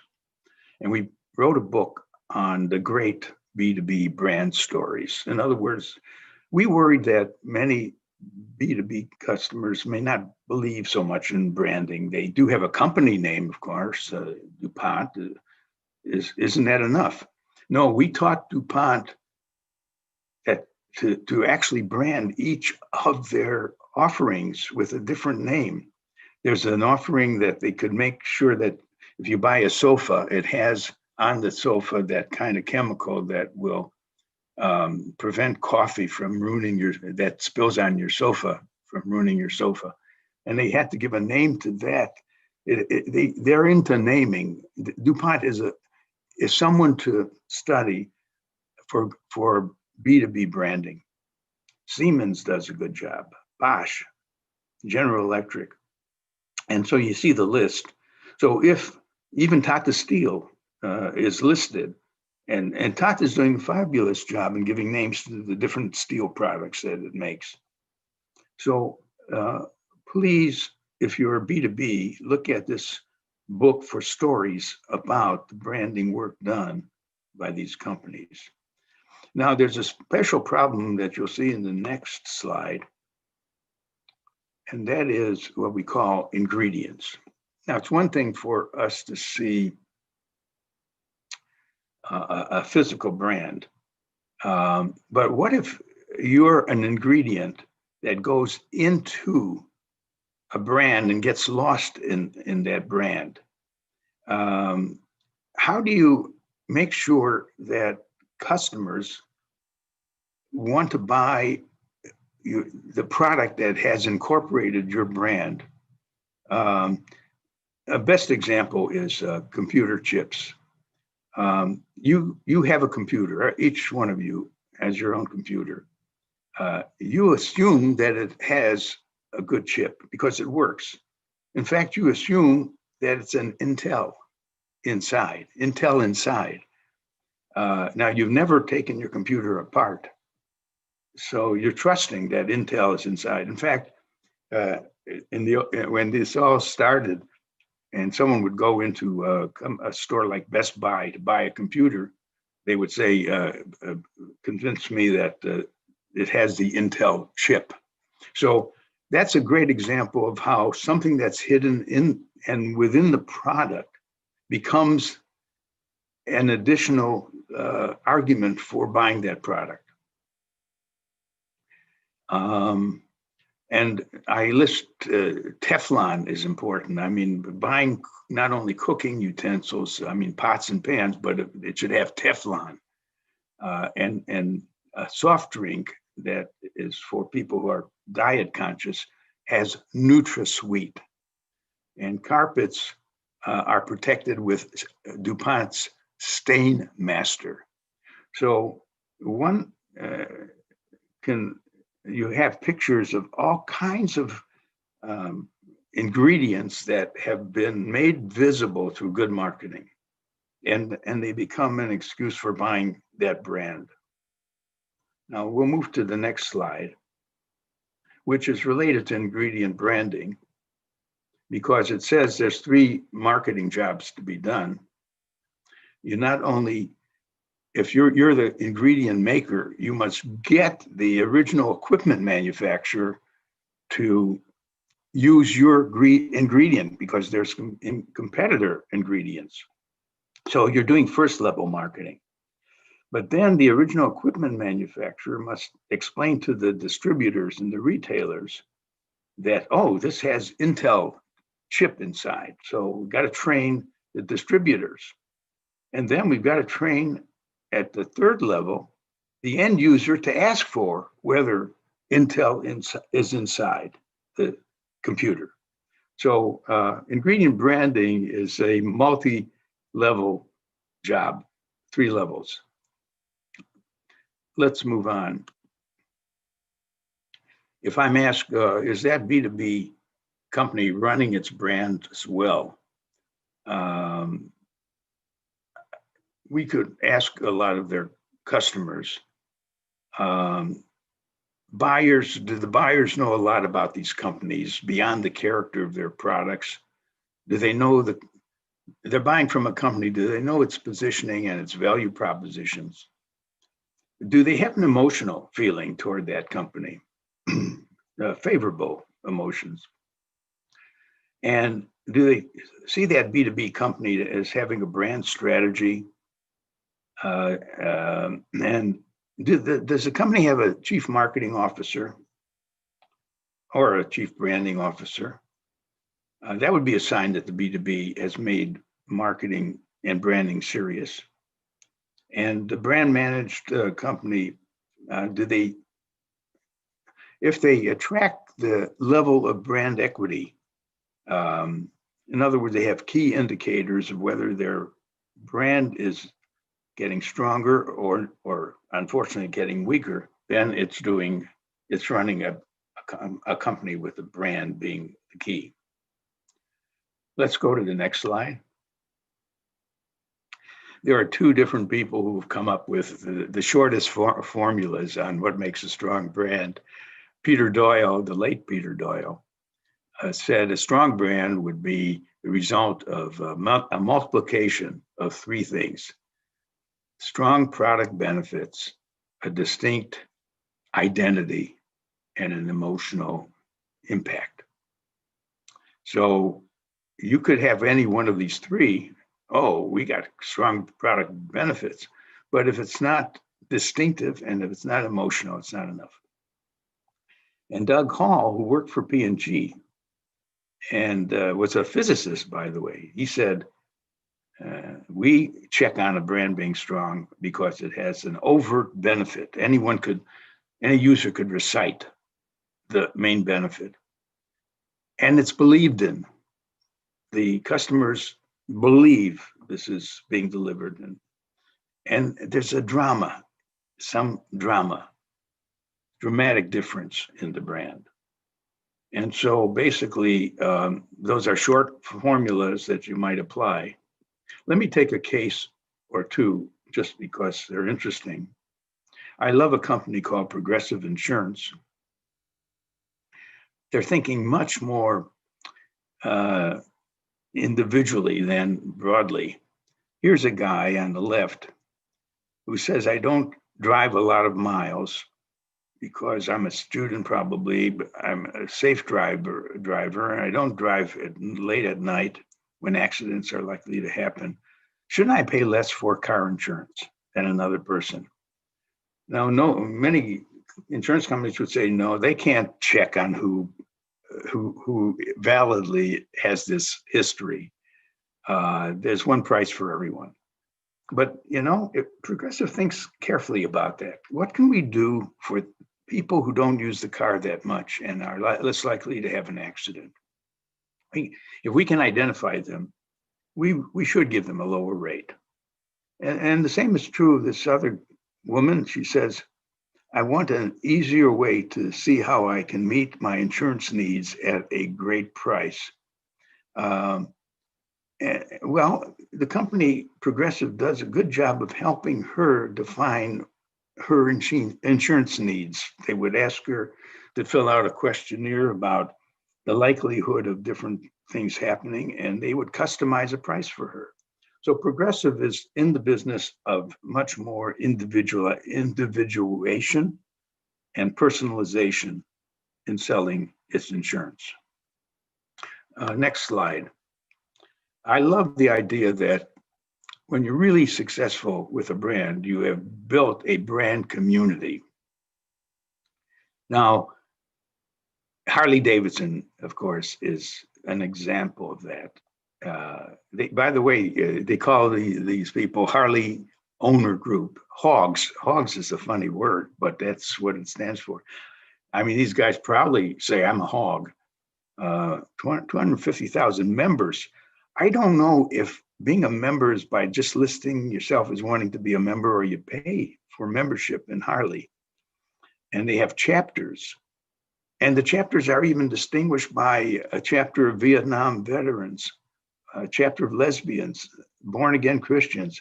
I mean, Harleys are not just strictly young, daring, adventurous people. All kinds of people ride motorcycles. And they run rallies and anniversaries and lectures.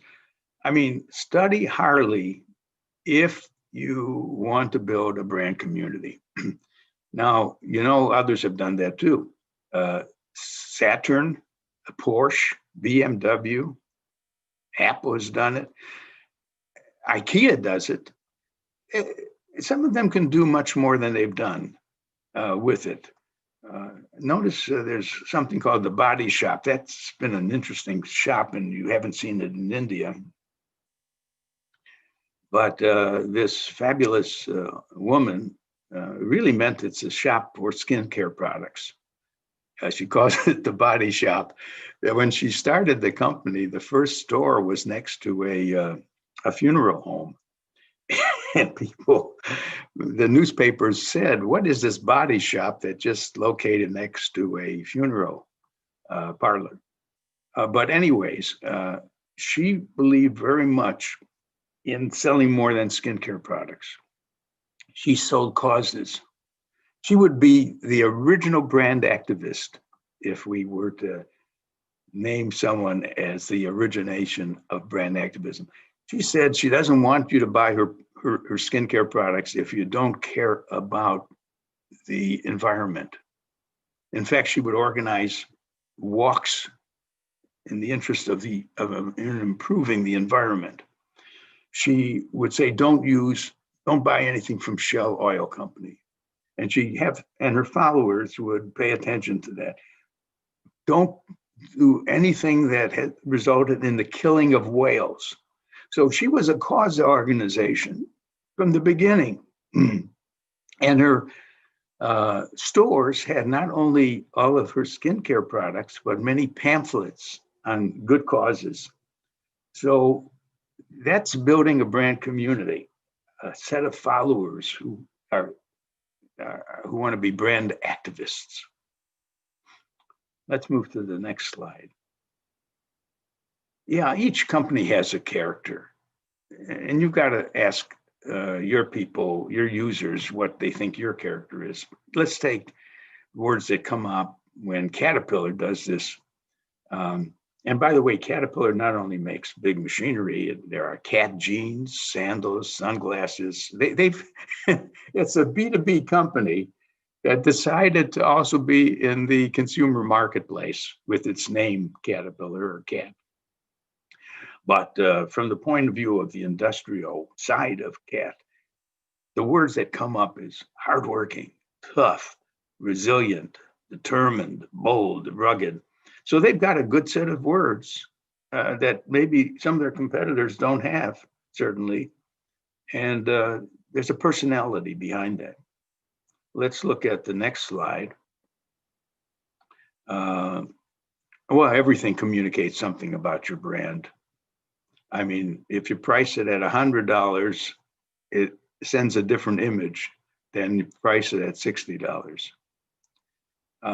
If you're making Campbell's soup, and if the soup were not Campbell's, but the soup was located at the lowest shelf in the supermarket and has dust on its top, if it's clearly not it can be lowest price, but you're not going to be interested in it.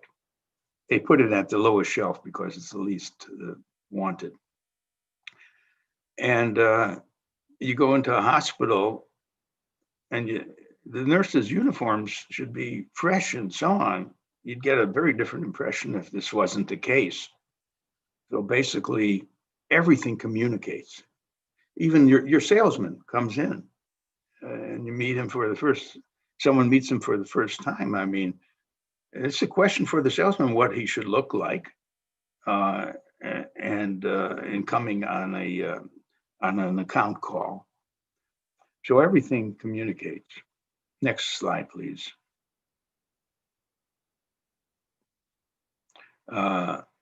Stretching the brand name. Look, you're happy if you've got a strong brand name, even if it's unstretched initially. Can you make more brand variants in the same category? So Campbell's soup has got chicken soup, and it's got barley soup and vegetable soup. It has many variants in that category. Could Campbell's stretch into another category than soup? Well, it would be a mistake to go into ice cream. Campbell's ice cream? No, I don't think so. But they might want to consider some other category. And can the name be stretched into another industry is the question. Corporate brands have been developed, and some of them, like the Virgin Group. Virgin is a railroad. Virgin is a smartphone. Virgin is a bank. The leader of Virgin has done a marvelous job, and Virgin always suggests freshness and innovation.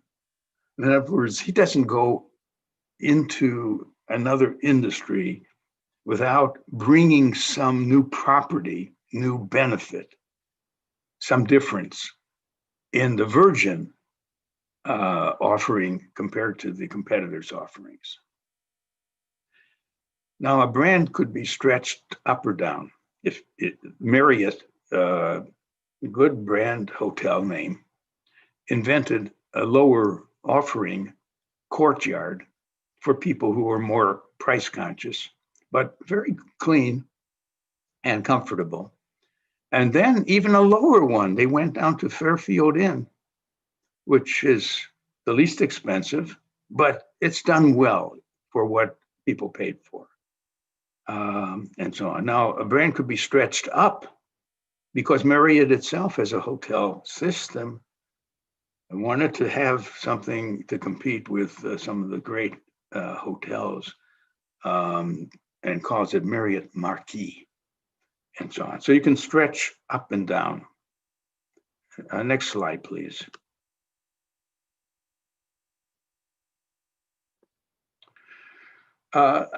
A lot of times a brand gets worn out.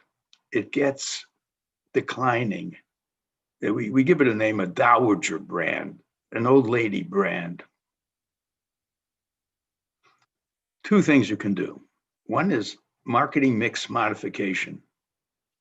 In other words, improve something in the marketing mix, make the product better, expand the distribution, lower or raise the price, more promotion, or go after different markets or benefits, find new segments.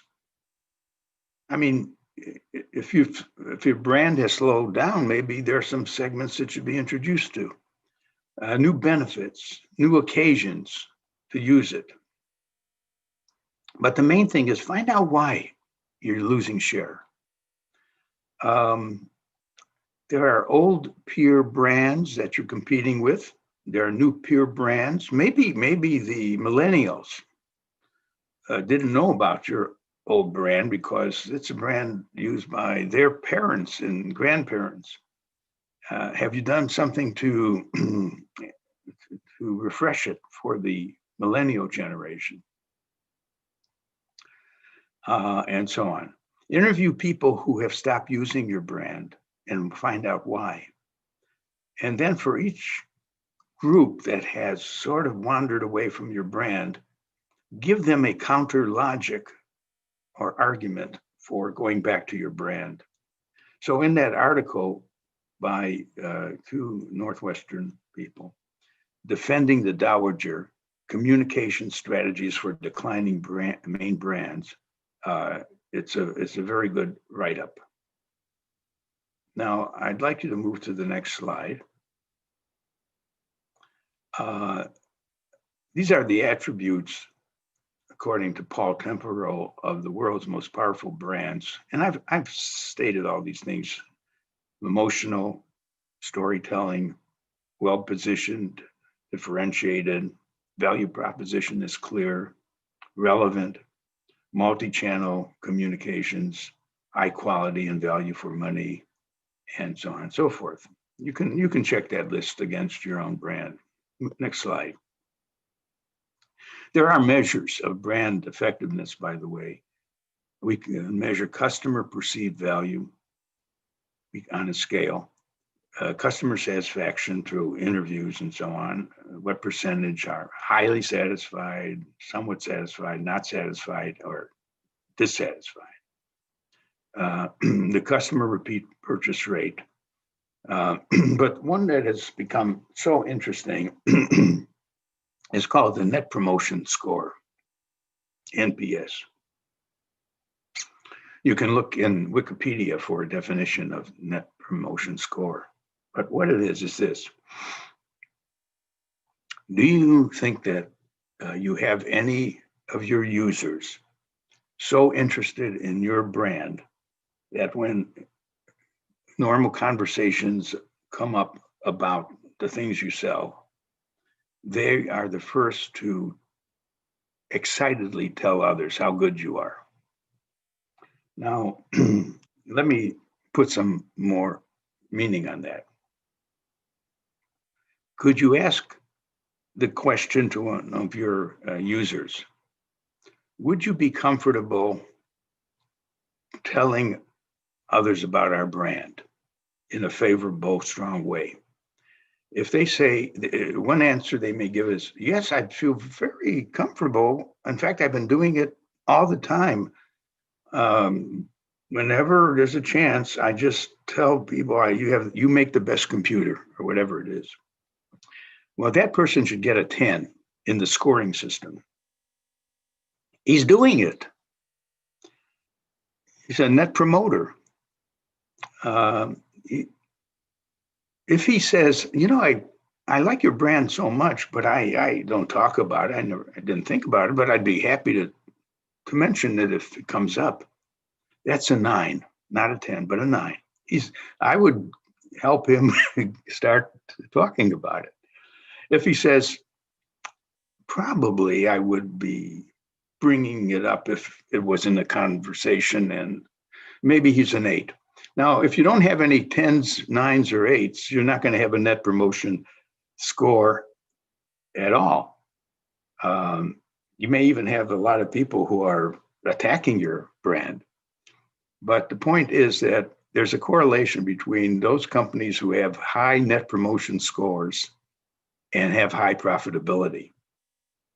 What have you done to build customer advocacy? Not just customer loyalty, but customer advocacy. And that's part of the message. Let's move to the next slide.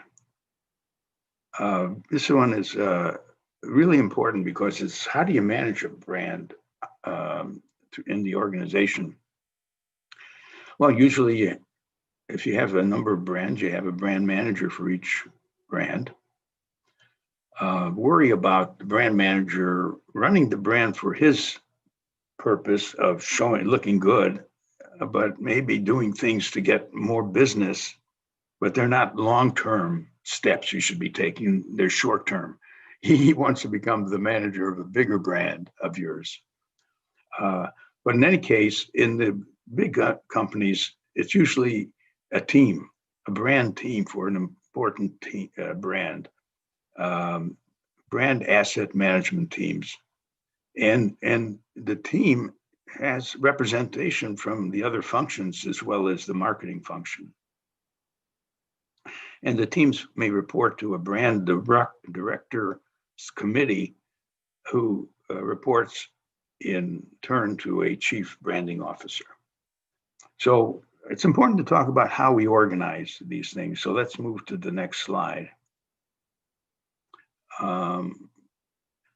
And this is the point I want to make, is that the brand you have is not just the property of the marketing department and the preserve of the marketing department. In fact, some brands are too important to be left to the marketing department or any department. It's really a company brand that it's living by. And the brand is a management tool used throughout the organization and encompasses the dealers in the brand, the suppliers, the investors, and the customers. Thomas Gadd, a marketing professor, calls it 4D branding. And if you're interested, look up his book, 4D branding. By the way, a kind of a disturbing book by a very capable John Gerzeman, his partner, The Looming Crisis in, move the slide, please. The Brand Bubble is a book called The Looming Crisis in Brand Value and How to Avoid It. He has a big table in that book showing it's one of those tables with 4 sections to it. And he finds a lot of brands are overvalued, that they had a lot of growth in the past, but there's reduced customer spending. And when you're in the worst fourth quadrant, your brand has moved to that quadrant, not only are you concerned, but investors will recognize the overvaluation of that brand, which if it's your major one in the company, and they'll start selling stock in your company. And that can lead to a major brand bubble. And you want your brand to really not fall into that shape. So make sure that you are aware of what might be signs that your brand, your important brand, is moving into a crisis stage and has to be regenerated or replaced. Let's go to the next slide, please. I've had a lot of experiences with brands that failed. It turns out that Searle is a very big pharmaceutical company, and they invited me to help them solve a problem. And the problem was they came in the market late with their version of a beta blocker, which customers need who have heart problems. So I said, what's the problem? They said, well, it's not the brand. The brands that came in earlier are the ones getting the business. I said, well, why did you even come into the market? He said, well, what happened is we were one of the early ones planning to be in the market, but we got delayed and delayed and delayed. But we had put in so much money on this brand that we finally came out with it, but we came out late. So I said, so what do you want me to do? He says, well, give us some good marketing and branding. I said, and one of them said, you know, they did it with Marlboros, Marlboro cigarettes. They were not much. They were actually a woman's brand originally. And then the cowboy image made them the #1 brand. So can't you find something for Searle? I said, well, I'd have to find some difference. I don't want to make up a difference. So I said, does your beta blocker work faster? Wouldn't that be a difference that the patient taking it knows it works faster? I said, does it work a little faster? So one guy said, yeah, it works a little faster than our main competitor. How much faster? He says, well, about a second. A second? We can't do that. We'll be sued. That's misleading. No, that's not going to work. So I worked with Searle for a while, but we frankly couldn't figure out. What happened is they had put so much money into this, they decided to come out with it instead of kill it as a project and so on. So there was a big floor cleaner brand that came out, I remember, and did a beautiful job in the evening when it would be used by evening staff to clean the floors of the office, a big office, and it's a huge floor cleaning. You push it and you clean the floors. This is in the middle of the night, when everyone is home and yet the offices are being cleaned. And yet it didn't sell enough units. And they found out why. They never ask who is the person who pushes the unit, male or female. It turns out that it was a very effective floor cleaner, but hard to push because they never realized that most of the staff at night, in the middle of the night, who's pushing the floor cleaner are women, and it's kind of heavy. So that's why it wasn't chosen as the brand. Now, I won't go into more illustrations. Let's go to the next slide. It's just a list of the most frequent causes of brand failure. I'll leave that. Let's go on. So a lot of conclusions. That a strong brand image adds to the perception and the preference and the commercial value. It needs clear positioning and a strong value proposition. It has to be the result of a lot of identity work and social discourse with others and events about when that brand is going to appear and so on. And it will need periodic adjustment because it gets a little tired and old after a while. They do lose value over time, and adaptation and innovation is necessary. And you must continue to try to exceed customer expectations. Let me just mention someone I'm so impressed with in his view, not only of branding, but of marketing. And that is Jeff Bezos. Jeff is, of course, the head of Amazon, he's the world's richest man. I think he has $200 billion. And actually it was 260 billion, but he gave 60 billion to his wife after they had a divorce. So he's only down to up to 200 billion.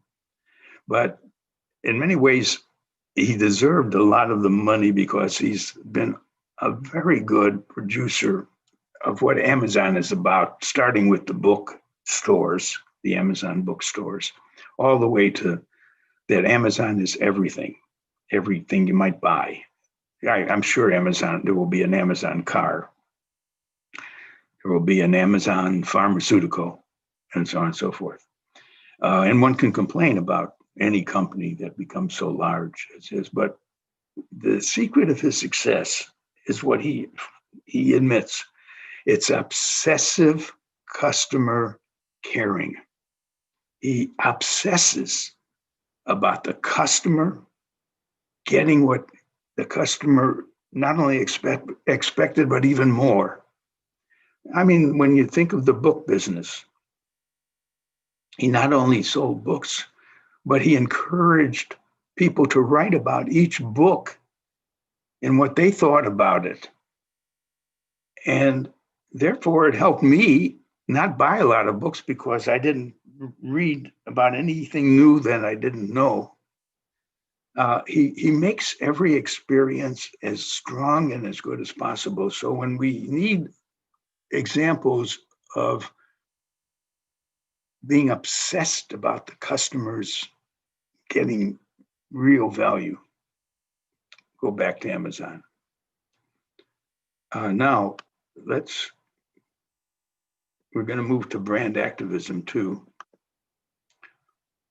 And this has to do, let me show that slide. Societies are facing a great number of terrible situations. There's one that we call the seven wicked problems: inequality, war, and so on and so forth. And there's even the COVID, the coronavirus problem. The coronavirus problem is not going to be as long-standing as the other wicked problems, because we're getting the vaccines shortly, and in 2 or 3 years, we hope to be COVID-free, and therefore it's not one of these durable social problems that haunt us. And governments are supposed to act for the common good. The US government now is very gridlocked and unable to act. We hope that changes with a new president. Now, business is expected to be an agent of change. And that's what I said in my early remarks, that there have been good things happening among business leaders about taking some social responsibility. I mean, now you might say business has done some of that all the time. There have always been businesses supporting charities. Is that enough? No, that's not enough. Citizens aren't going to be increasingly educated and aware of social problems, having some of them themselves, and wanting brands to take a stand on social problems and show what their values are and to live their values. So this makes your company ask, what are our values? I mean, because if you want to define your purpose as a company, and it should be more than just the brands you make, what's your higher purpose? It's got to be something about having a set of values as a company and living those values. And that's what we mean by authenticity.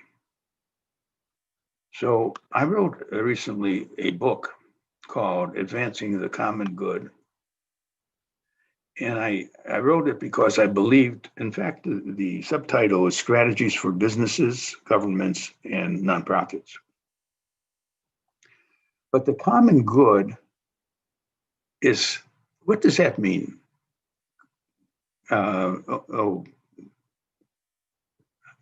Please, would you move to the next slide? Thank you. What does a common good mean? It means that, let's say that your company is facing two proposals, two ways to go. You could go left or right about something. The question might be, which would be best for the common good? Now, I'll tell you another case where this comes up, not facing a company, but just in government. Government is defining whether it should give away extra money to poor people by raising it from higher taxes. Would the combination of charging higher taxes to rich people and giving more money to those who are in need be advancing the common good? Because whenever this comes up, you'll find that some people benefit from a proposal and some people are hurt by a proposal. In the example I used, those who are rich are hurt by the proposal, but those who are getting the help are benefited. So the common good really is a mathematical thing. Are the number of people who are benefiting from that proposal greater than the number of people who are hurt? So believing in the common good is to believe in really how many more people are benefited than hurt. And I work out the whole logic, and that came from the famous gentleman called Jeremy Bentham in the 1780s, who wrote about the common good as a standard for making decisions. Now, basically, there's a lot of problems in countries on immigration, on race, on moral decline, guns, college cost, and so on and so forth. So brand activism is to get a company to maybe choose an area where they want to add some value. So let's move on to the next slide. What's driving this? Now, I've already stated in my introduction, Larry Fink, CEO of BlackRock, and his famous statement about why we must go to serving the stakeholders and not just the shareholders. And I mentioned also the World Economic Forum is doing a great reset on what they care about and what business leaders care about. And I have said that the risk of doing nothing about the social problems far outweighs the risk of standing up if you're worried about standing up in this area. So let's move to the next slide. 69%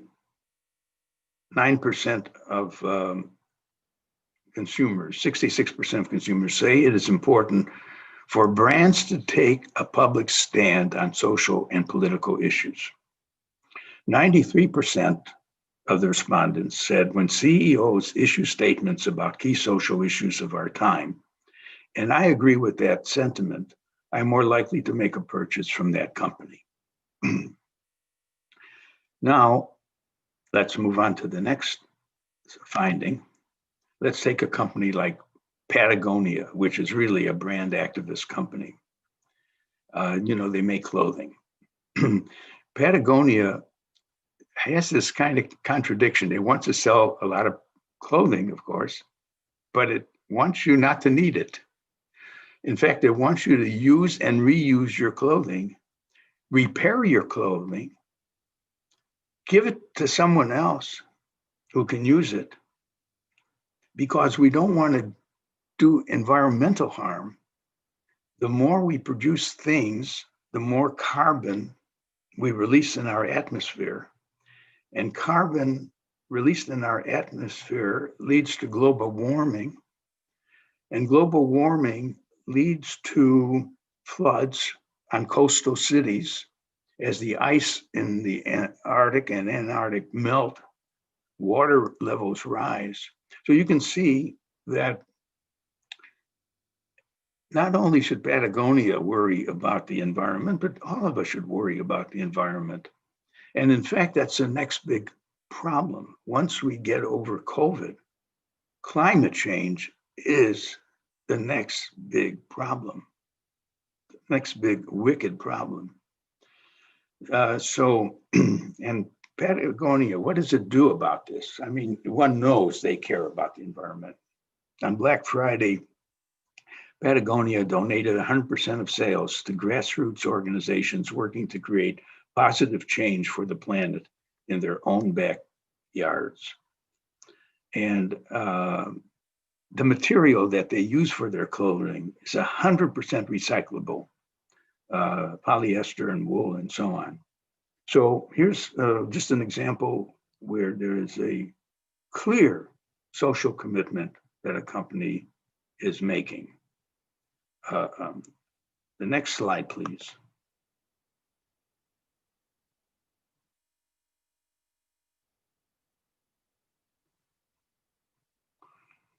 Brand activist companies, let's see, I'm going to move to the next slide.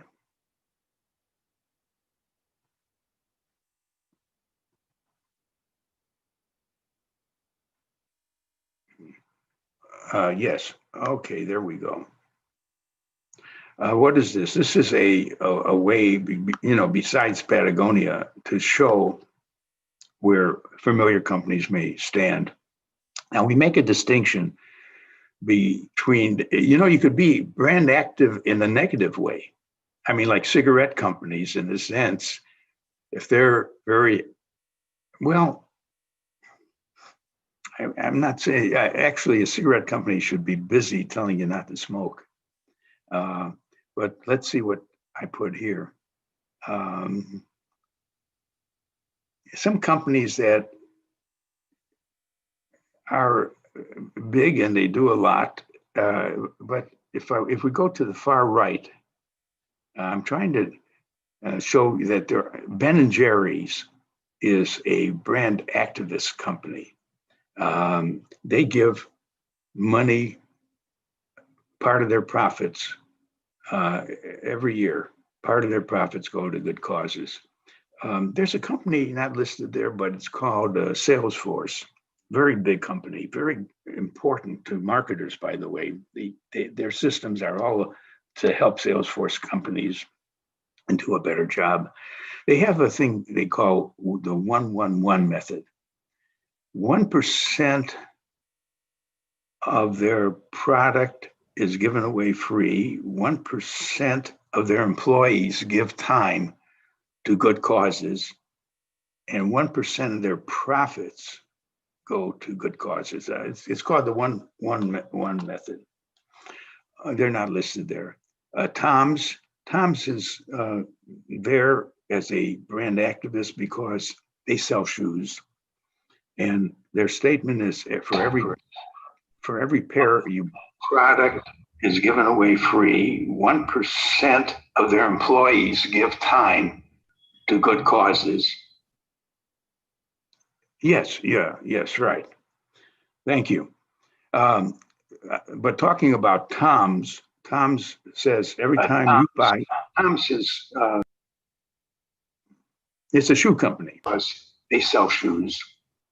And the statement is for every pair you product, for every pair a person buys, another pair will be given free to a needy person. So, okay, you get the important thing is that we can grade companies all the way from the negative side, companies that are exploiters, fakers, or just neutral, don't do evil, to good citizens, to having purpose brands, to being a brand activist. Let's move to the next slide. Now that means, by the way, that we have to do not only brand favoring, we should do brand shaming.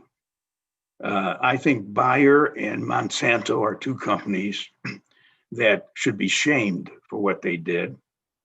Monsanto monopolizing the seed industry in a way that hooks the farmers to needing their seeds. And if they switched out of their seeds to competitor seeds, they basically are going to fail. I don't want to get into these particular companies, but basically, well, this last one, Purdue Pharma, pushing doctors to recommend drugs that created and intensified the opioid crisis, making tremendous amounts of money for selling a painkiller that becomes addictive and you can't get out of using it. And in the end, it makes things worse. But let's move on.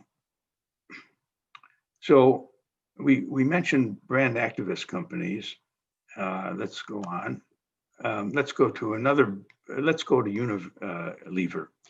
I love the gentleman leader. He is no longer the president. Paul Polman was everyone in Unilever admires Paul. A year after the United Nations recently launched 17 goals for the next big number of years. It went from 5 goals to 17. And there's a chart that you can get about the United Nations Sustainable Goals.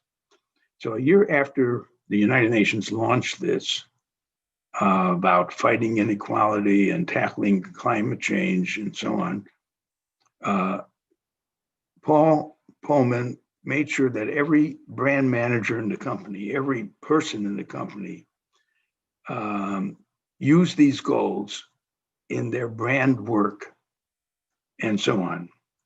And then he made the statement that his plan is to grow his business by 5% and cut in half the number of carbon released into the atmosphere by the work they do. In other words, he was going to have company growth, but it's going to be a growth that was going to actually with half the amount of carbon that used to take place. Well, I don't want to talk this thing about Unilever being a model company. So the brand activists include the Body Shop, which I mentioned, that makes basically skincare products, but believes in animal rights and civil rights and so on. Ben and Jerry's, that believes in peace and climate, newborn.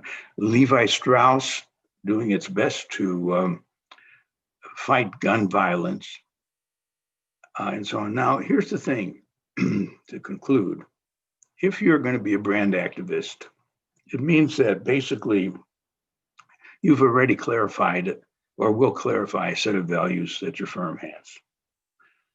And you probably will select some cause that maybe is very close to your company, that if the cause is mitigated, I mean, if we could make progress with the cause, it benefits your company, and there's nothing wrong with that. If you're Coca-Cola, guess what Coca-Cola's big cause is today? It's water shortages. There's no Coke without water. And around the world, there are water shortages. So Coke spends time putting lots of money into the problem of water shortages. Now, it doesn't have to wear this on their sleeve, but they have their cause. And the question is, what? And Starbucks, if you watch their leader, he's worrying greatly about cups and disposability. And could there be cups that are that dissolve after their use? And what about straws? I mean, so you're probably going to take a cause that affects a social problem that's affecting you. But some companies come about that choose something like just climate control, climate problem, climate change, and they want to be part of that and so on. So I hope that my talk has made clear that brand pretty much represents what you stand for and that you care about. And so I go to the final slide and I say, don't just advertise your brand. It should have more meaning, more social meaning, as well as economic and commercial meaning. And make sure you live the brand through your people and your activities and operations. So thank you very much. I think that's what I have to say about branding. I hope you've taken some notes, things you're going to do as you look at your own brand and where it stands and how it can be improved. And I'm ready to answer questions from you. And so I'm turning this over to Vijay Diwan. Thank you. So thank you, Mr. Kotler. It has been great listening to you. COVID-19 today has changed the way we live and the way we work. Slow today, I think, is sort of a new normal, and slow today is the new fast. Also, sort of owning nothing today is sort of new luxury. So my question to you today is that what, according to you, are the key changes in consumer behavior and how they would affect business and how they would affect brands? Thank you. Yes, Vijay, that was a very good question. And let me say some things about the coronavirus. It is clear that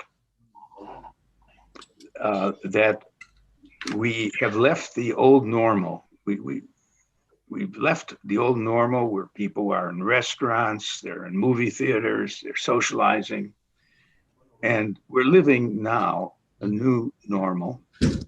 And it's one where we are urged to wear masks and practice social distancing and wash our hands regularly as the best way to slow down the problem of COVID and end it.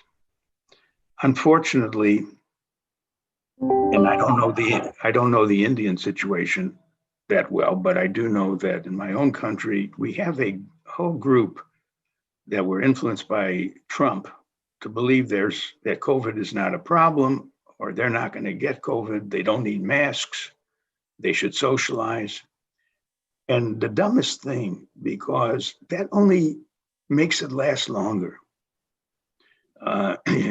These are people going to a meeting with 300 people, no masks, and some percentage are going to come down with COVID.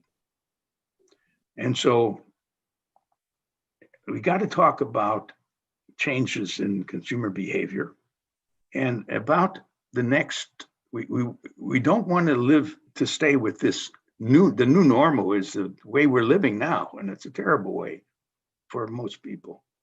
So we want to go to either back to the old normal, and I think that's in the minds of most people, let's go back to that old normal, or we might want to define what might even be a better normal for the future, and so on. All right, but what changes have occurred in consumer behavior? First, and mainly, many consumers are moving toward the lower cost brands. Even if they were buying I think the middle brands are suffering the most because they're not high quality, they're not special, and we don't have the money to buy them. So I can imagine even some companies inventing a new lower cost brand just to be available to people because the pocket purse is less, there's less money. Now, so the second thing that's happening is consumers are knowing and learning rapidly about the importance of being digital. If they don't have a computer, they should try to have access to a computer. They should learn how to order online.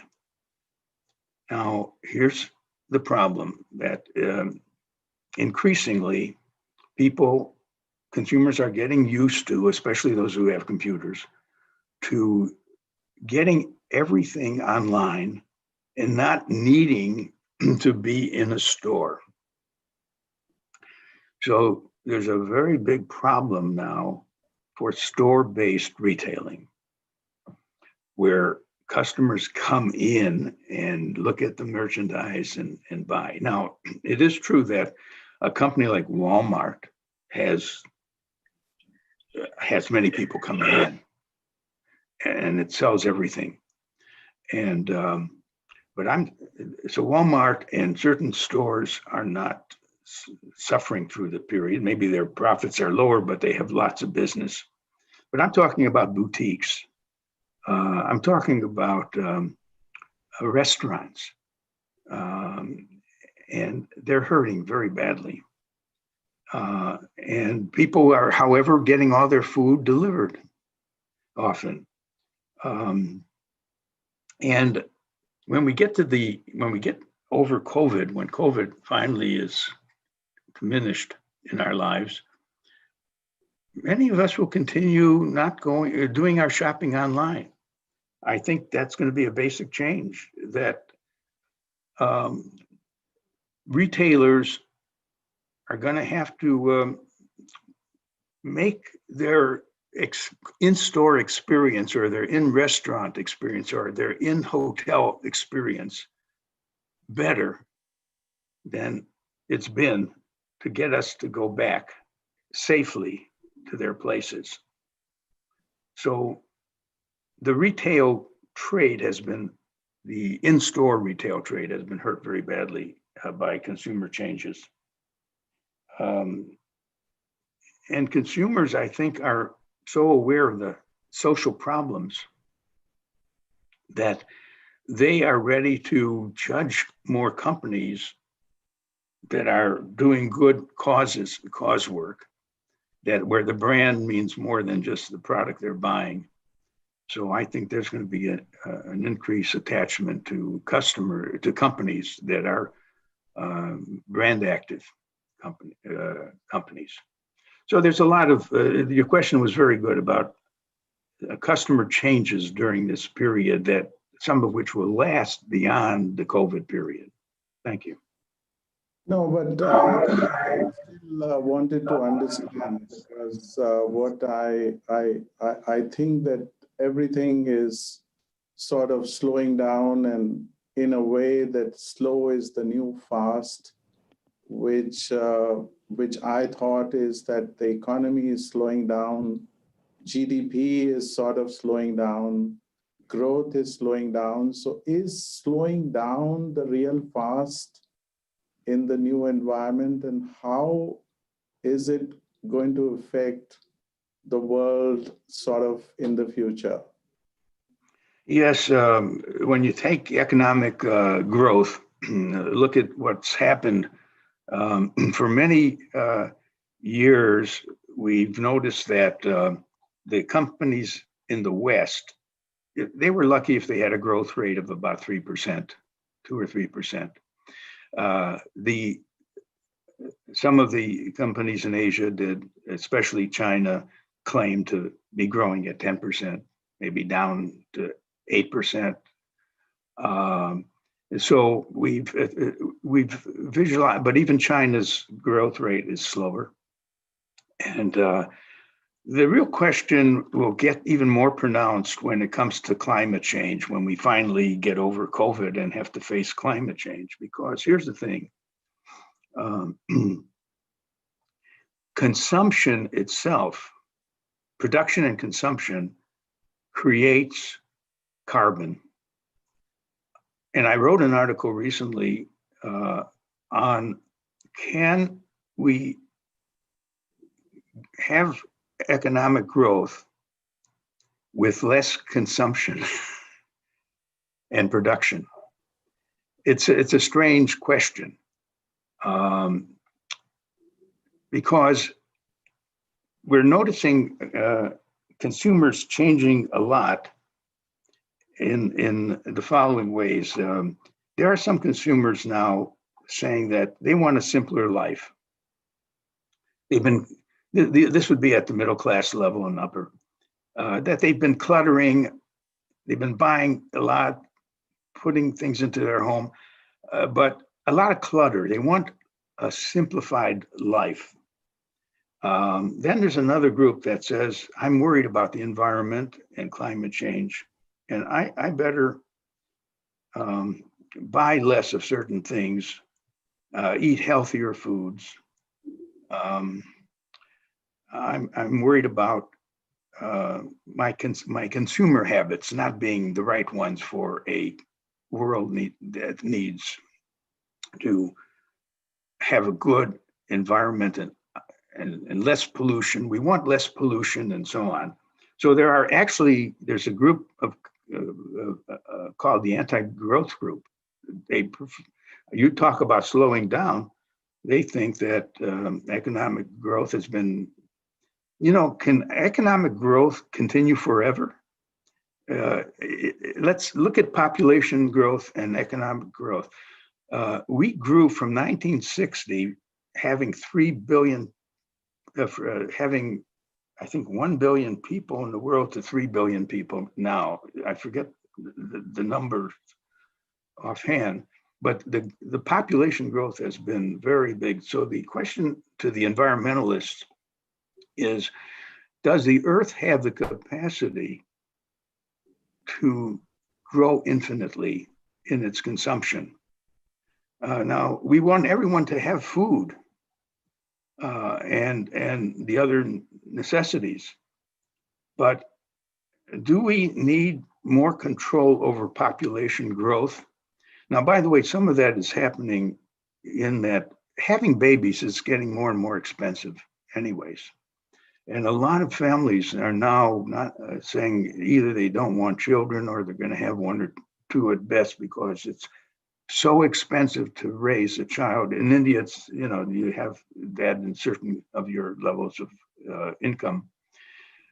So population, the question is, can the Earth grow at the rate it's been growing, or should we tame its growth to some extent? And I'm just saying that there are groups, especially environmental groups and families, that are saying less consumption is what I need rather than more. Now, how are we going to have jobs if we have slow growth? This is a very big problem. And by the way, this problem appeared much earlier in a different context. We're having robotics now. We're manufacturing, our factories don't need people. They just need machines. And so inevitably, we're going to have to face the problem of jobs anyways. And now we've always depended on a strong economic growth, creating enough jobs for enough people. Are we going to go back to strong growth? Now, I wrote a whole paper on this for the COVID situation. Yes, it's called a V shape. Are we experience falling down very fast, but we're going to, as soon as we get rid of COVID, rise very fast, V-shaped growth? Or is it going to be U-shaped growth? We will have gone down fast, but it's going to be very slow coming back, especially for movie theaters, for restaurants, for shops selling clothing, and so on. It's going to be a U-shaped return to growth. And I think that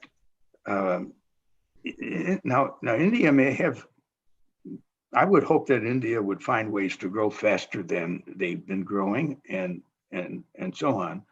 But I think this is a problem to be discussed throughout India about what is the best way to get economic growth and to get enough jobs generated for people to have jobs and so on. So that's my ramblings on the subject.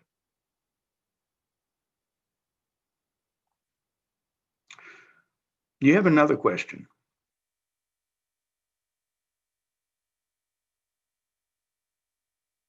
Yeah, Professor Kotler, this is Piyush Gupta here. I would just like to moderate this session because there are many questions which our audience have. Thank you very much for your answer, which came in very thought-provoking points in it. The last answer which you gave. I'm going to invite few people. I've just assembled the question queue for you. Yes. And if it's okay, we will sequence them. So the first question which I want to invite is Mr. Abhijeet Roy. He is the chairman of CII Eastern Region, Federation of Industries. So they have regional chairpersons. Mr. Abhijeet Roy chairs the entire Eastern region, which has got many provinces in it. And he is also the managing director and CEO of Berger Paints India Limited. It's a paint company. So what we heard from Mr. Diwan, he's from the hospitality industry. Now we'll hear from a question from a from a paint industry. And Mr. Roy will ask this question. Mr. Roy, go ahead. Yes. Please. Thank you. Thank you. Professor, this question is related to digitalization, which is happening at an increasing pace in the world. And what we see now after the pandemic is that it has got accelerated further. What do marketers do in this current situation? How do they tweak their marketing strategy to remain relevant and grow their brands? Well, the main thing is whatever you in your region, whatever the companies in your region are doing to sell more of their product, they also must help their customers with the problems that their customers are facing that are not even the responsibility of these companies, but should be. Can you get the companies in your Eastern region to say some things openly about the problems that we're all sharing, customers are sharing and companies are sharing, and what your company, what each company in your region might say about, and not only say, but do, to make life a little better for people who have been hurt very badly by the COVID situation. So it could be starting a fund to help the neediest people that have been hurt in the area where your company. In other words, you should be active in the community, in each community that you're working in. And by the way, every community of any size usually has NGOs, nonprofit organizations, that are there to raise money for causes that are afflicting people. And your company should be active, and you should tell the companies in your region to show that they are working. They've assigned some of their people to work with those organizations that are helping people who are very badly hurt by this problem and so on. That's about it. Show that you're a caring organization beyond just wishing to sell more product. Thank you. Thank you. Thank you, Professor. And I think this point which you make about being a caring organization is not only valid for a packaged company, but also many enterprises. And that's a very important key message which is coming out. In this audience, Professor, I would like you to know there are many business leaders, there are marketing and sales professionals, people from supply chain, procurement, and many other different areas. And in some way or other, we have been students of yours by reading your books. And we have many questions. And therefore, we have tried to look at multiple industry people to come in this question queue. So the next person whom I want to invite is Mr. Subhash Balar. He is Vice President of Personal Wash Business in ITC, which is a tobacco company, but they also have food and other product areas. And he's also the Vice Chairman of Marketing and Retail Committee. He summarized the previous session. Mr. Subhash Balar, over to you for your question. Thank you. Thank you, Piyush. Professor, I've always grown up, and after being a marketer, closely followed the 4 Ps of marketing.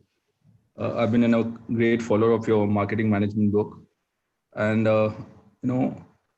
systematically followed the 4 Ps of marketing. But in recent times, and not necessarily just because of COVID, but pre-COVID also, things have dramatically changed. Consumption habits, media habits, from traditional media of TV, so to digital social media, buying habits have changed from mom and pop stores to modern trade stores to now e-commerce stores. They've gone a sea change. The traditional ways of marketing have now rather become redundant. So in this whole changing environment, what do marketers need to do to focus on to catch consumer attention? Because it's really, the consumer is now almost like multiple screens, at one moment of time, they are in multiple places. So how do you catch one's attention? Mm-hmm, mm-hmm. Well, there has been a lot of change in marketing. That's true. And I've had to pay attention every 3 years when I would right marketing management or principles of marketing. When I started myself in marketing, I would have seen marketing as just a system that used advertising and prices to get more products sold. And usually the advertising was print advertising and some broadcast, and especially broadcast originally radio, but then TV. And then TV became the big force, and the 30-second commercial, which demands a lot of money to spend. Now, the days where you're going to make your marketing being all about 30-second commercials and a lot of print has been replaced by the digital revolution.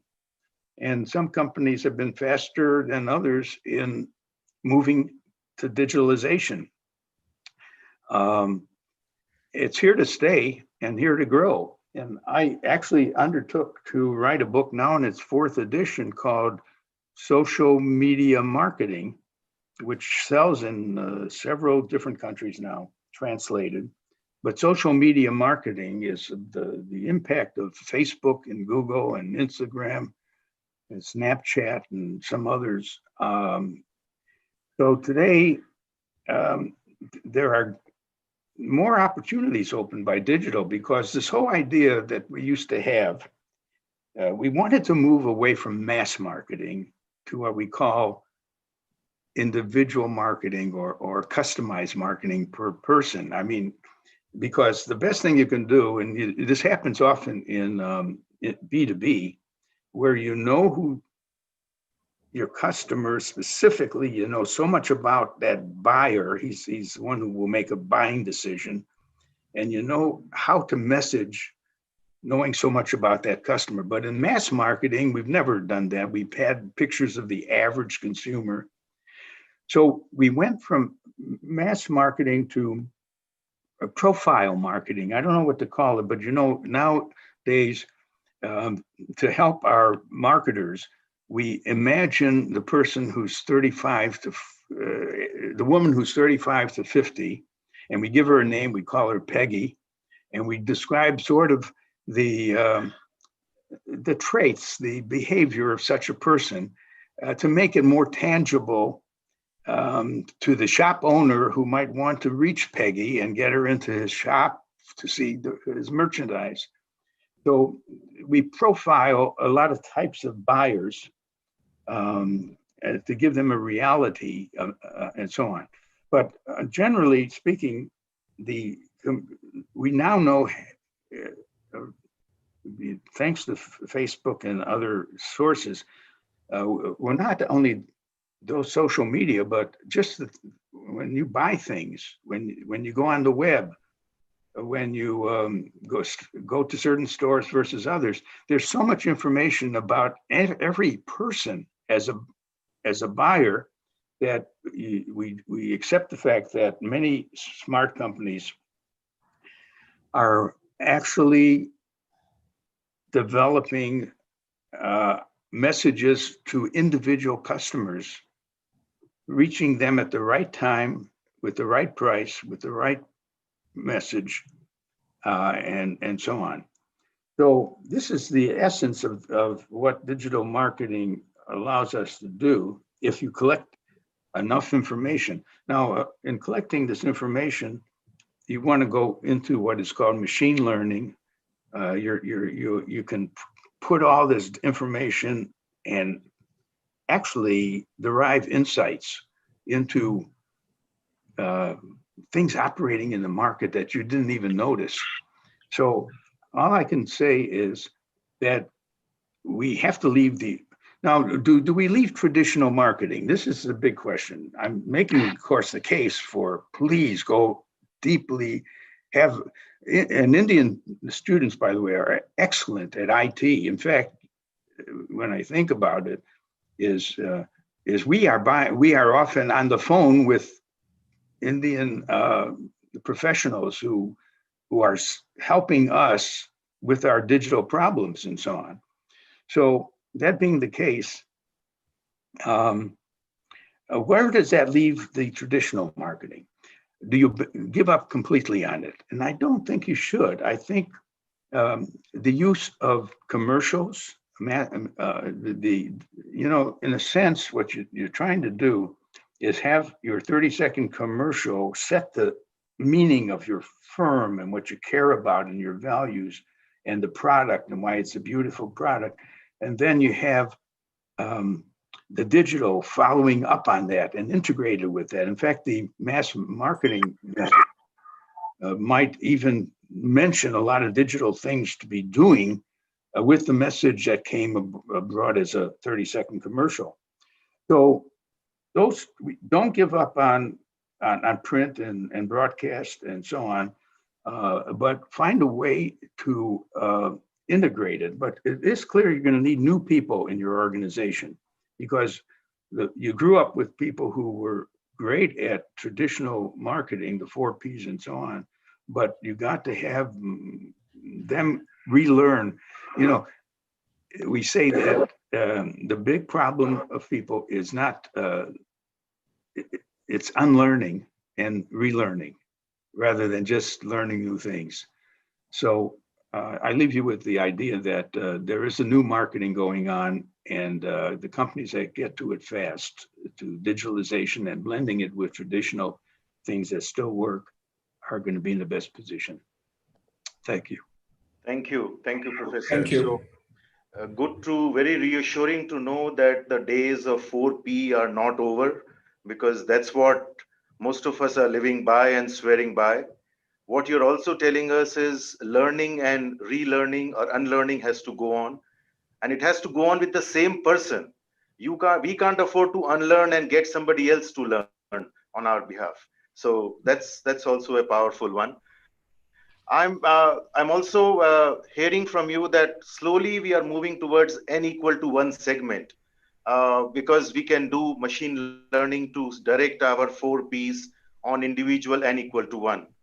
But the next question is from an industry, from a person who has got n=2 segments.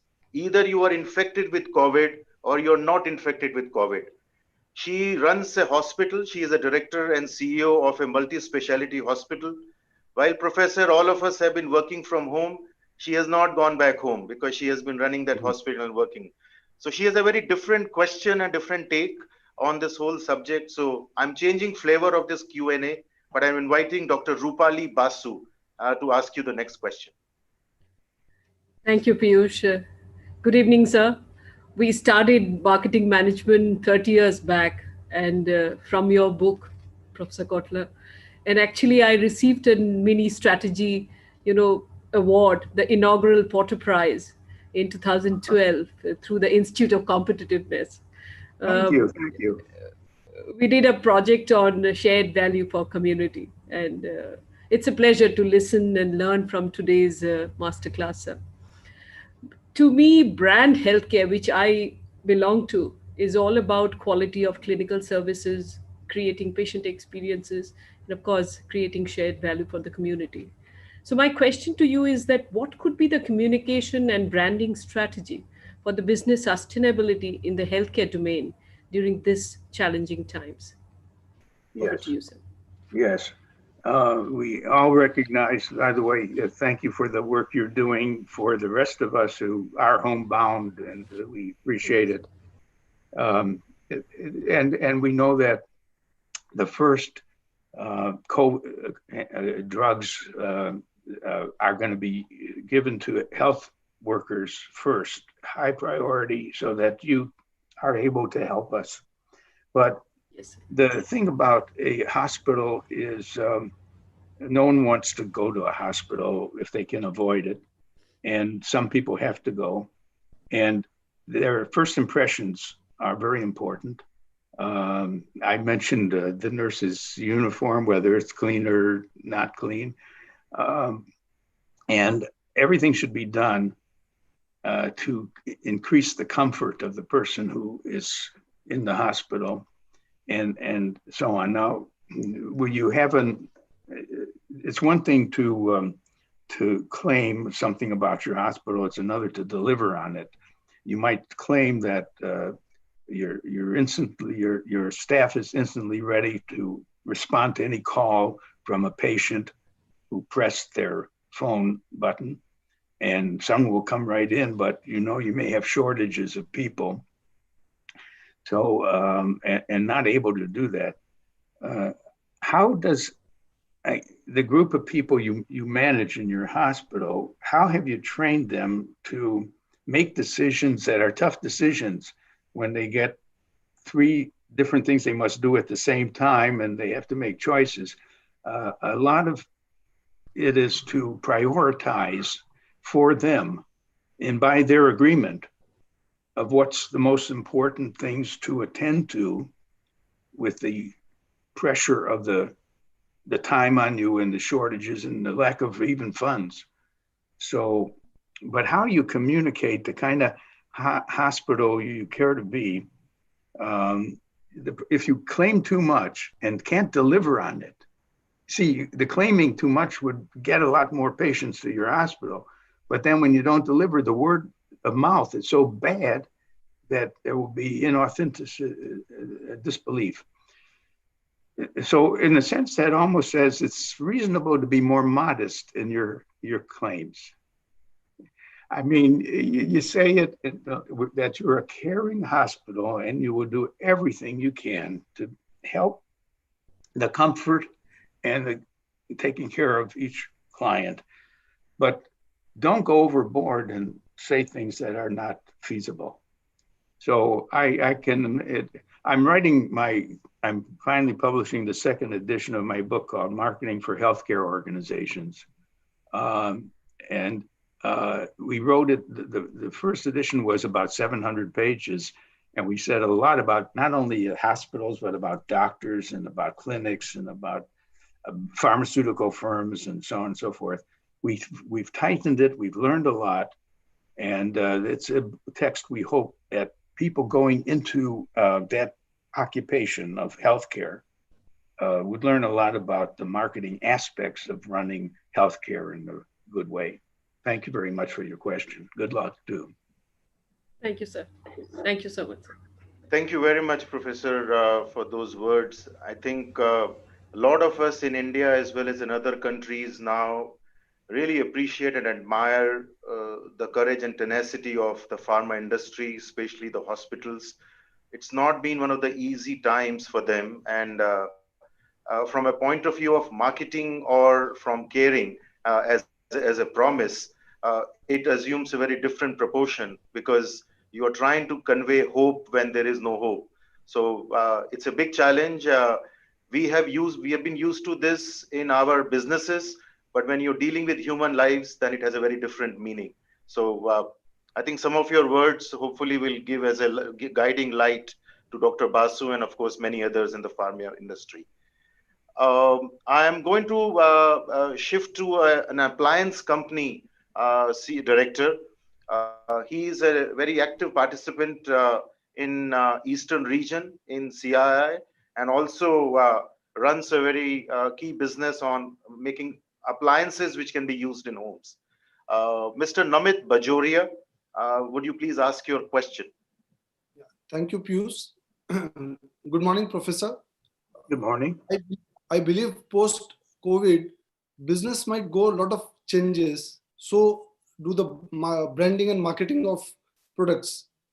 And as an entrepreneur, we are always worried how to gear up for the change. So my question is, how different will be the new normal post-COVID likely to be for business in context of marketing? And what do the marketeers or entrepreneurs like us need to do to adapt to this situation? Yes, and let me address the appliance business and what might be happening. We're talking about the refrigerators and stoves and washing machines and so on. And I haven't watched that industry's way of being, how has it been hurt by COVID? It seems to me that people are home more. Therefore, they may be using their appliances more intensely. I know I have not stepped out. My wife and I practice the right behavior, and we have been at home all the time since March. We step out, but carefully. But we're using, boy, that microwave is busy. That pizza needs a good oven, and so on and so forth.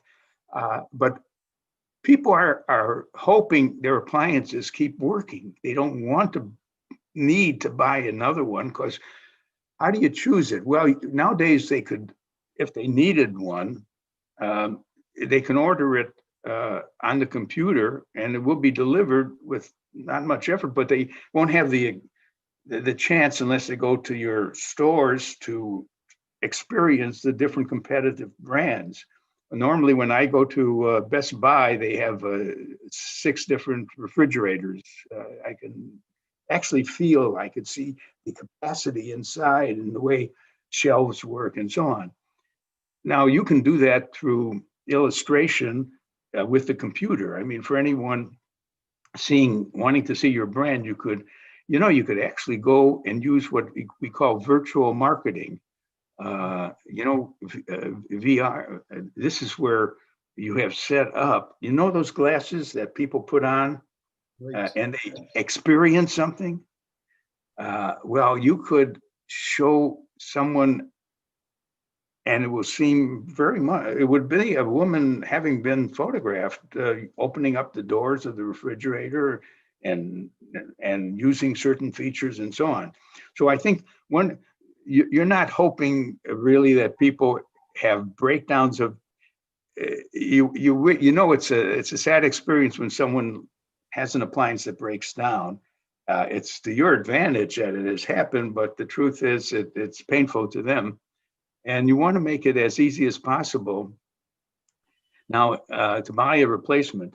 And the fact is, if I'm correct about a movement toward lower prices, it means that if you may have your appliance at different prices. In other words, you can buy an excellent refrigerator with a lot of capacity, or a lower price one and still a lower price one. I think watch carefully that you have a price at the lower end, because I think people who have to buy something and out of necessity, they need to replace it, they're going to go for price as a big factor. If you don't have the lower price, you've got to make very good argument about how they should, that the higher price is really the right price for the values that your refrigerator or whatever offers. So I think that people will try to postpone as much as possible the buying of more appliances, except on the other hand, since they're home more, there are certain appliances they may need that they don't have, and that will really remind them of it, that they're missing an appliance that they should have because they're spending so much time at home. Well, good luck in your business. Thank you so much. Yeah, thank you. So basically, Mr. Bajoria, there is an opportunity also which is opening up in terms of the new appliances which the country has not seen. For example, the dishwashers. Professor, as a country, we never used to work with dishwashers, and now they are going off the shelves. And second thing which I hear in your answer, Mr. Bajoria, is he's suggesting that we should bring the store home. And our traditional way of taking consumers to the store may not be possible. And if today cars can be sold by sitting at home, by giving them through a Google Glass an experience of how does a car look and feel, and many car companies have done that in the country and overseas, I'm sure appliances can make that work as well. So thank you very much, Professor. Let me add one thing. I think the appliance company should assume that some people will want to go and see the appliances too, and not to write that off at all. That's good. But they have to project the image that it's very safe to come to our store. We let in only a certain number of people, and they can walk, they could be the only one in the store. If that's what the person wants to arrange, they can come in and see the different appliance competitors and make a choice. But so that's also a marketing step that they might take. So basically conveying safety along with the consumer experience is an integral part now. Professor, I'm going to invite an ex-colleague of mine. He used to work with us in Tata Steel. and now he is a professor at a business school. In fact, he's a founder director of a business school based in Kolkata in India. His name is Professor Charanpreet Singh, a very avid listener, very avid writer, and of course, a keen exponent of business to business work. Professor Charanpreet Singh, please ask your question. Yeah, delighted to meet you, Professor Kotler, and good morning to you. Yes, same here, Professor. Yeah, so let me make a confession. Not only have I learned marketing through your book and whoever delivered whatever was there in your book, but when I teach brand management for the last couple of years, I've been using your published articles on brand activism. I'm using the Starbucks case and trying to alert the new audiences, the youngsters, into what I feel is going to be very, very important as part of branding in the years to come. So Sure. delighted to listen to you. And yeah, so I just felt that although even in pre-COVID times, this brand activism was already becoming very big.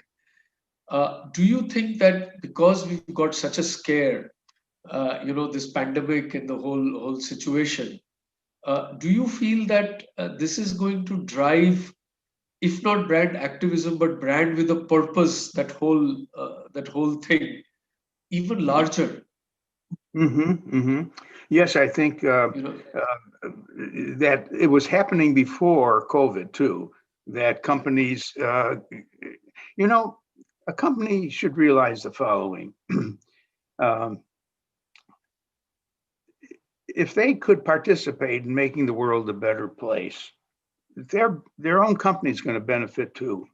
If more income is in the hands of more people, there will be more spending, and companies will benefit that are doing a good job of marketing. So, but now with the real experience of a pandemic, people are so worried about safety and not catching COVID, and companies therefore have an opportunity to share with them that we know how much you care. We have, as a company, joined causes to help, that will help people through this crisis. And that's more important to us than just making any money. And so a company should really, now does that, when COVID ends, do they stop talking that way? Do they go back to just hard selling? I think that the smart companies will continue to take responsibility too for the shape the world's in. And whatever you call it, many of the business leaders in the world have been saying they believe that they should now have a higher purpose, not just the normal purpose of making good cars or good this or that.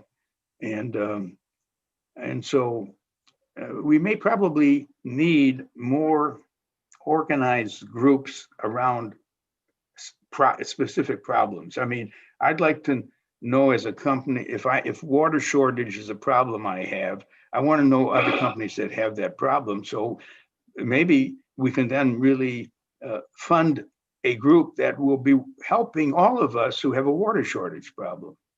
I've even started to think about getting groups of billionaires together to really form a group that's going to handle problem X and another group problem Y, because they want to give away some of their money. As you know, Bill Gates has an organization where people, already 204 people have pledged to give away half of their wealth within the next 10 years. It's called the Giving Pledge. And they have defined publicly, right on the computer, what Ted Turner's going to do with his money, what person X is going to do, and Y, and so on. And that's only 204 billionaires. But the point is, if I can get them to group themselves on issues they can have a more concentrated effort. Now, what we really need are organizations that are who we can trust know the answers to the problem of water shortages or the problem of overfishing and so on. In other words, there's a lot of people with money who want to channel the money into doing good, but they can't trust or be sure that they don't want the government to get the money because it may go into defense or something they are not planning to give their money to. Unless the government says itself is farming a fund for problem X, and any extra tax money that will come if they charge a higher tax will go into that good fund for that good cause. But we got to leave it to companies to organize around these what we call the wicked problems in groups with good channels for giving the money and good performance results measured from the results of the money being focused on those problems. So I hope you as a professor and a leader in that area can help your students and companies you deal with think more systematically about what would create the greater good in terms of the community. Okay? Yeah, thanks very much, Professor. Yeah. Nice to meet you. Thank you. Thank you, Professor. I'm going to invite a young person now, young from a relative standards. We have a group called Young India Forum, which is part of Confederation of Indian Industry. Chairman of this Young India Forum is a business person by the name Anand Kejriwal. He also runs a company. He is CEO of a company. Anand. Yeah. Hi, Professor. It was nice hearing you. I have a question. You say that marketing must play the lead role in shaping business strategy. Do you think that business executives are fully aware of the role that marketing can play in helping the company succeed? Well, thank you for your question. And by the way, I'm so happy to hear about your organization, that you're part of younger people. Young Indians, yes, are the future. Okay, now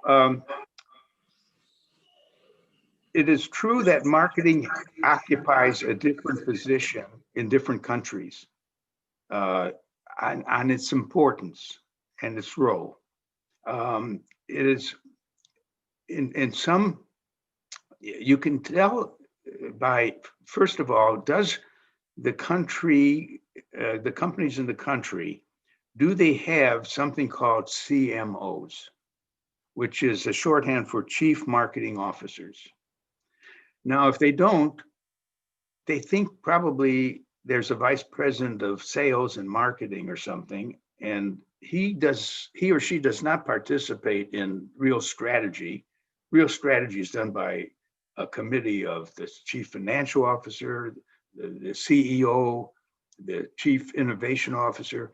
But in such companies, marketing is not represented in that group. It's considered just doing its marketing stuff. It's like marketing has to be done, so someone has to do it. That's very different than where it should be. It should be a member of the strategy committee of the senior officers who is responsible for bringing the customer into the discussion they have on anything they're discussing. In other words, the customer's not in the company, but should be, but is represented by the chief marketing officer mentioning, how will this affect our customers?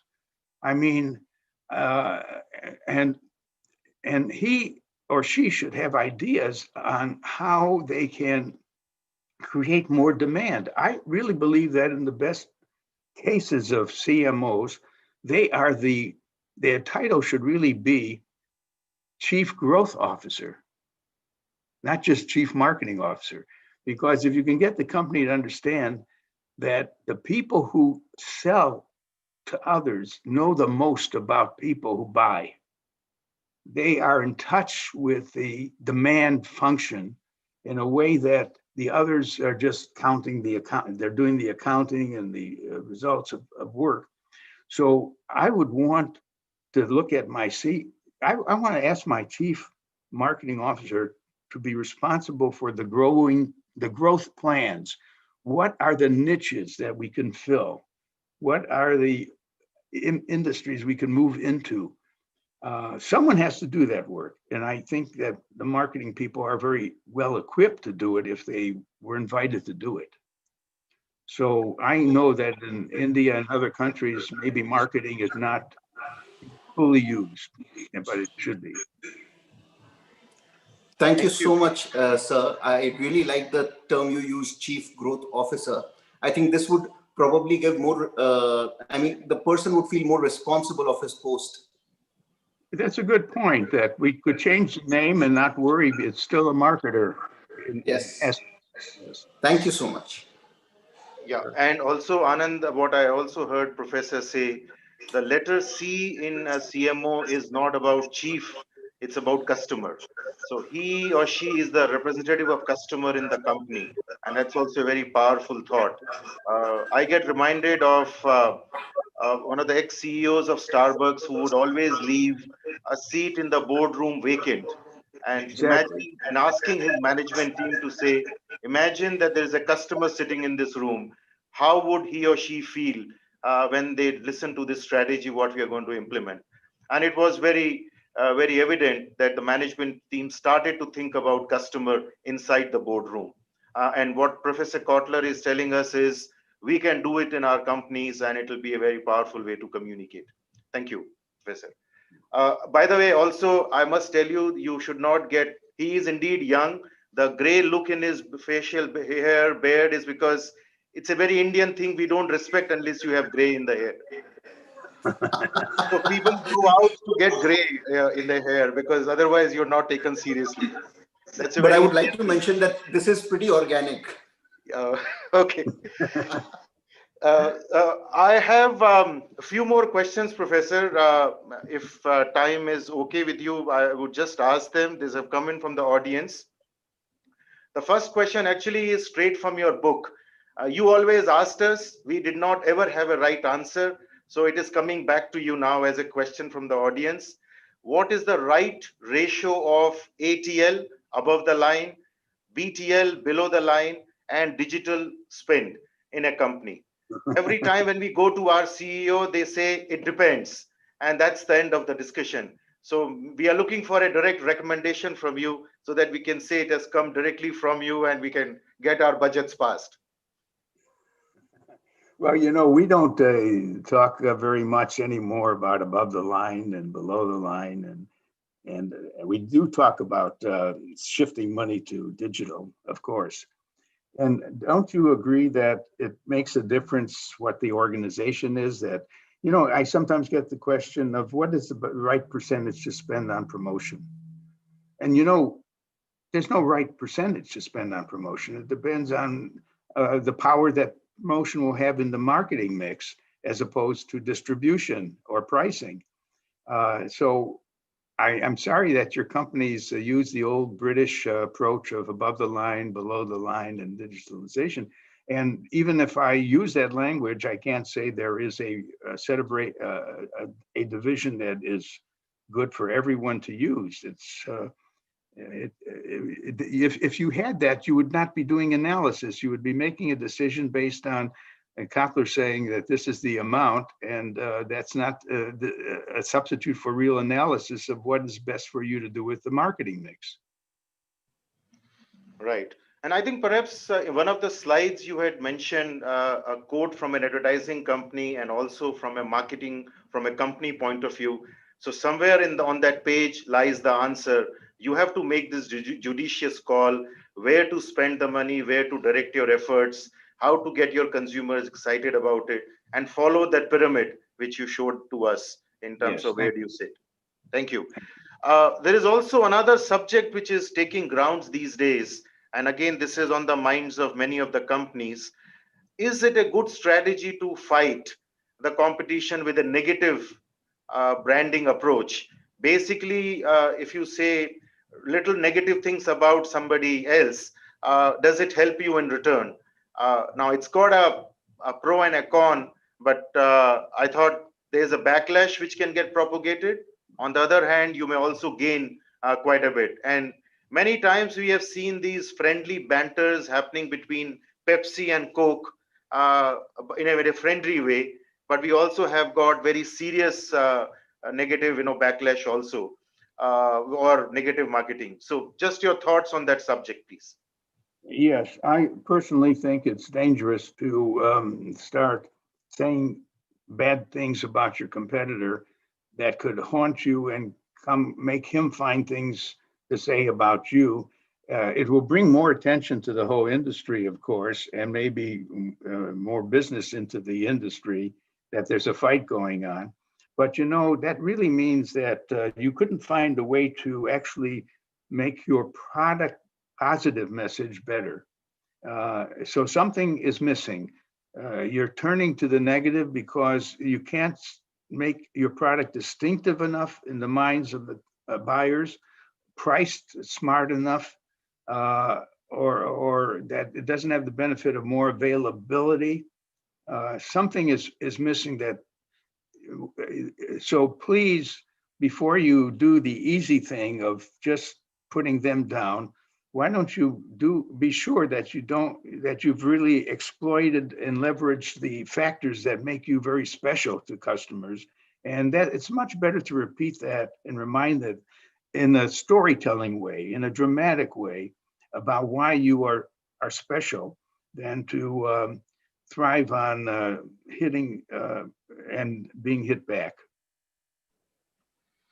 Yeah, no, thank you very much, Professor. I think this is a very fitting answer to this particular master class. What we have gone through in last 3 hours is an exhilarating experience of what a master class ought to be. Personally, it has been an absolute pleasure and privilege to be able to talk to you through a video. It was always on my bucket list, just as it has been on the bucket list of many of my friends in the eastern region in the country.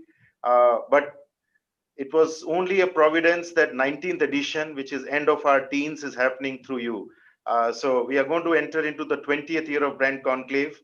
But what we have got reminded, Professor, through this masterclass is those nudges, those golden rules, which probably we would have read in Marketing 101.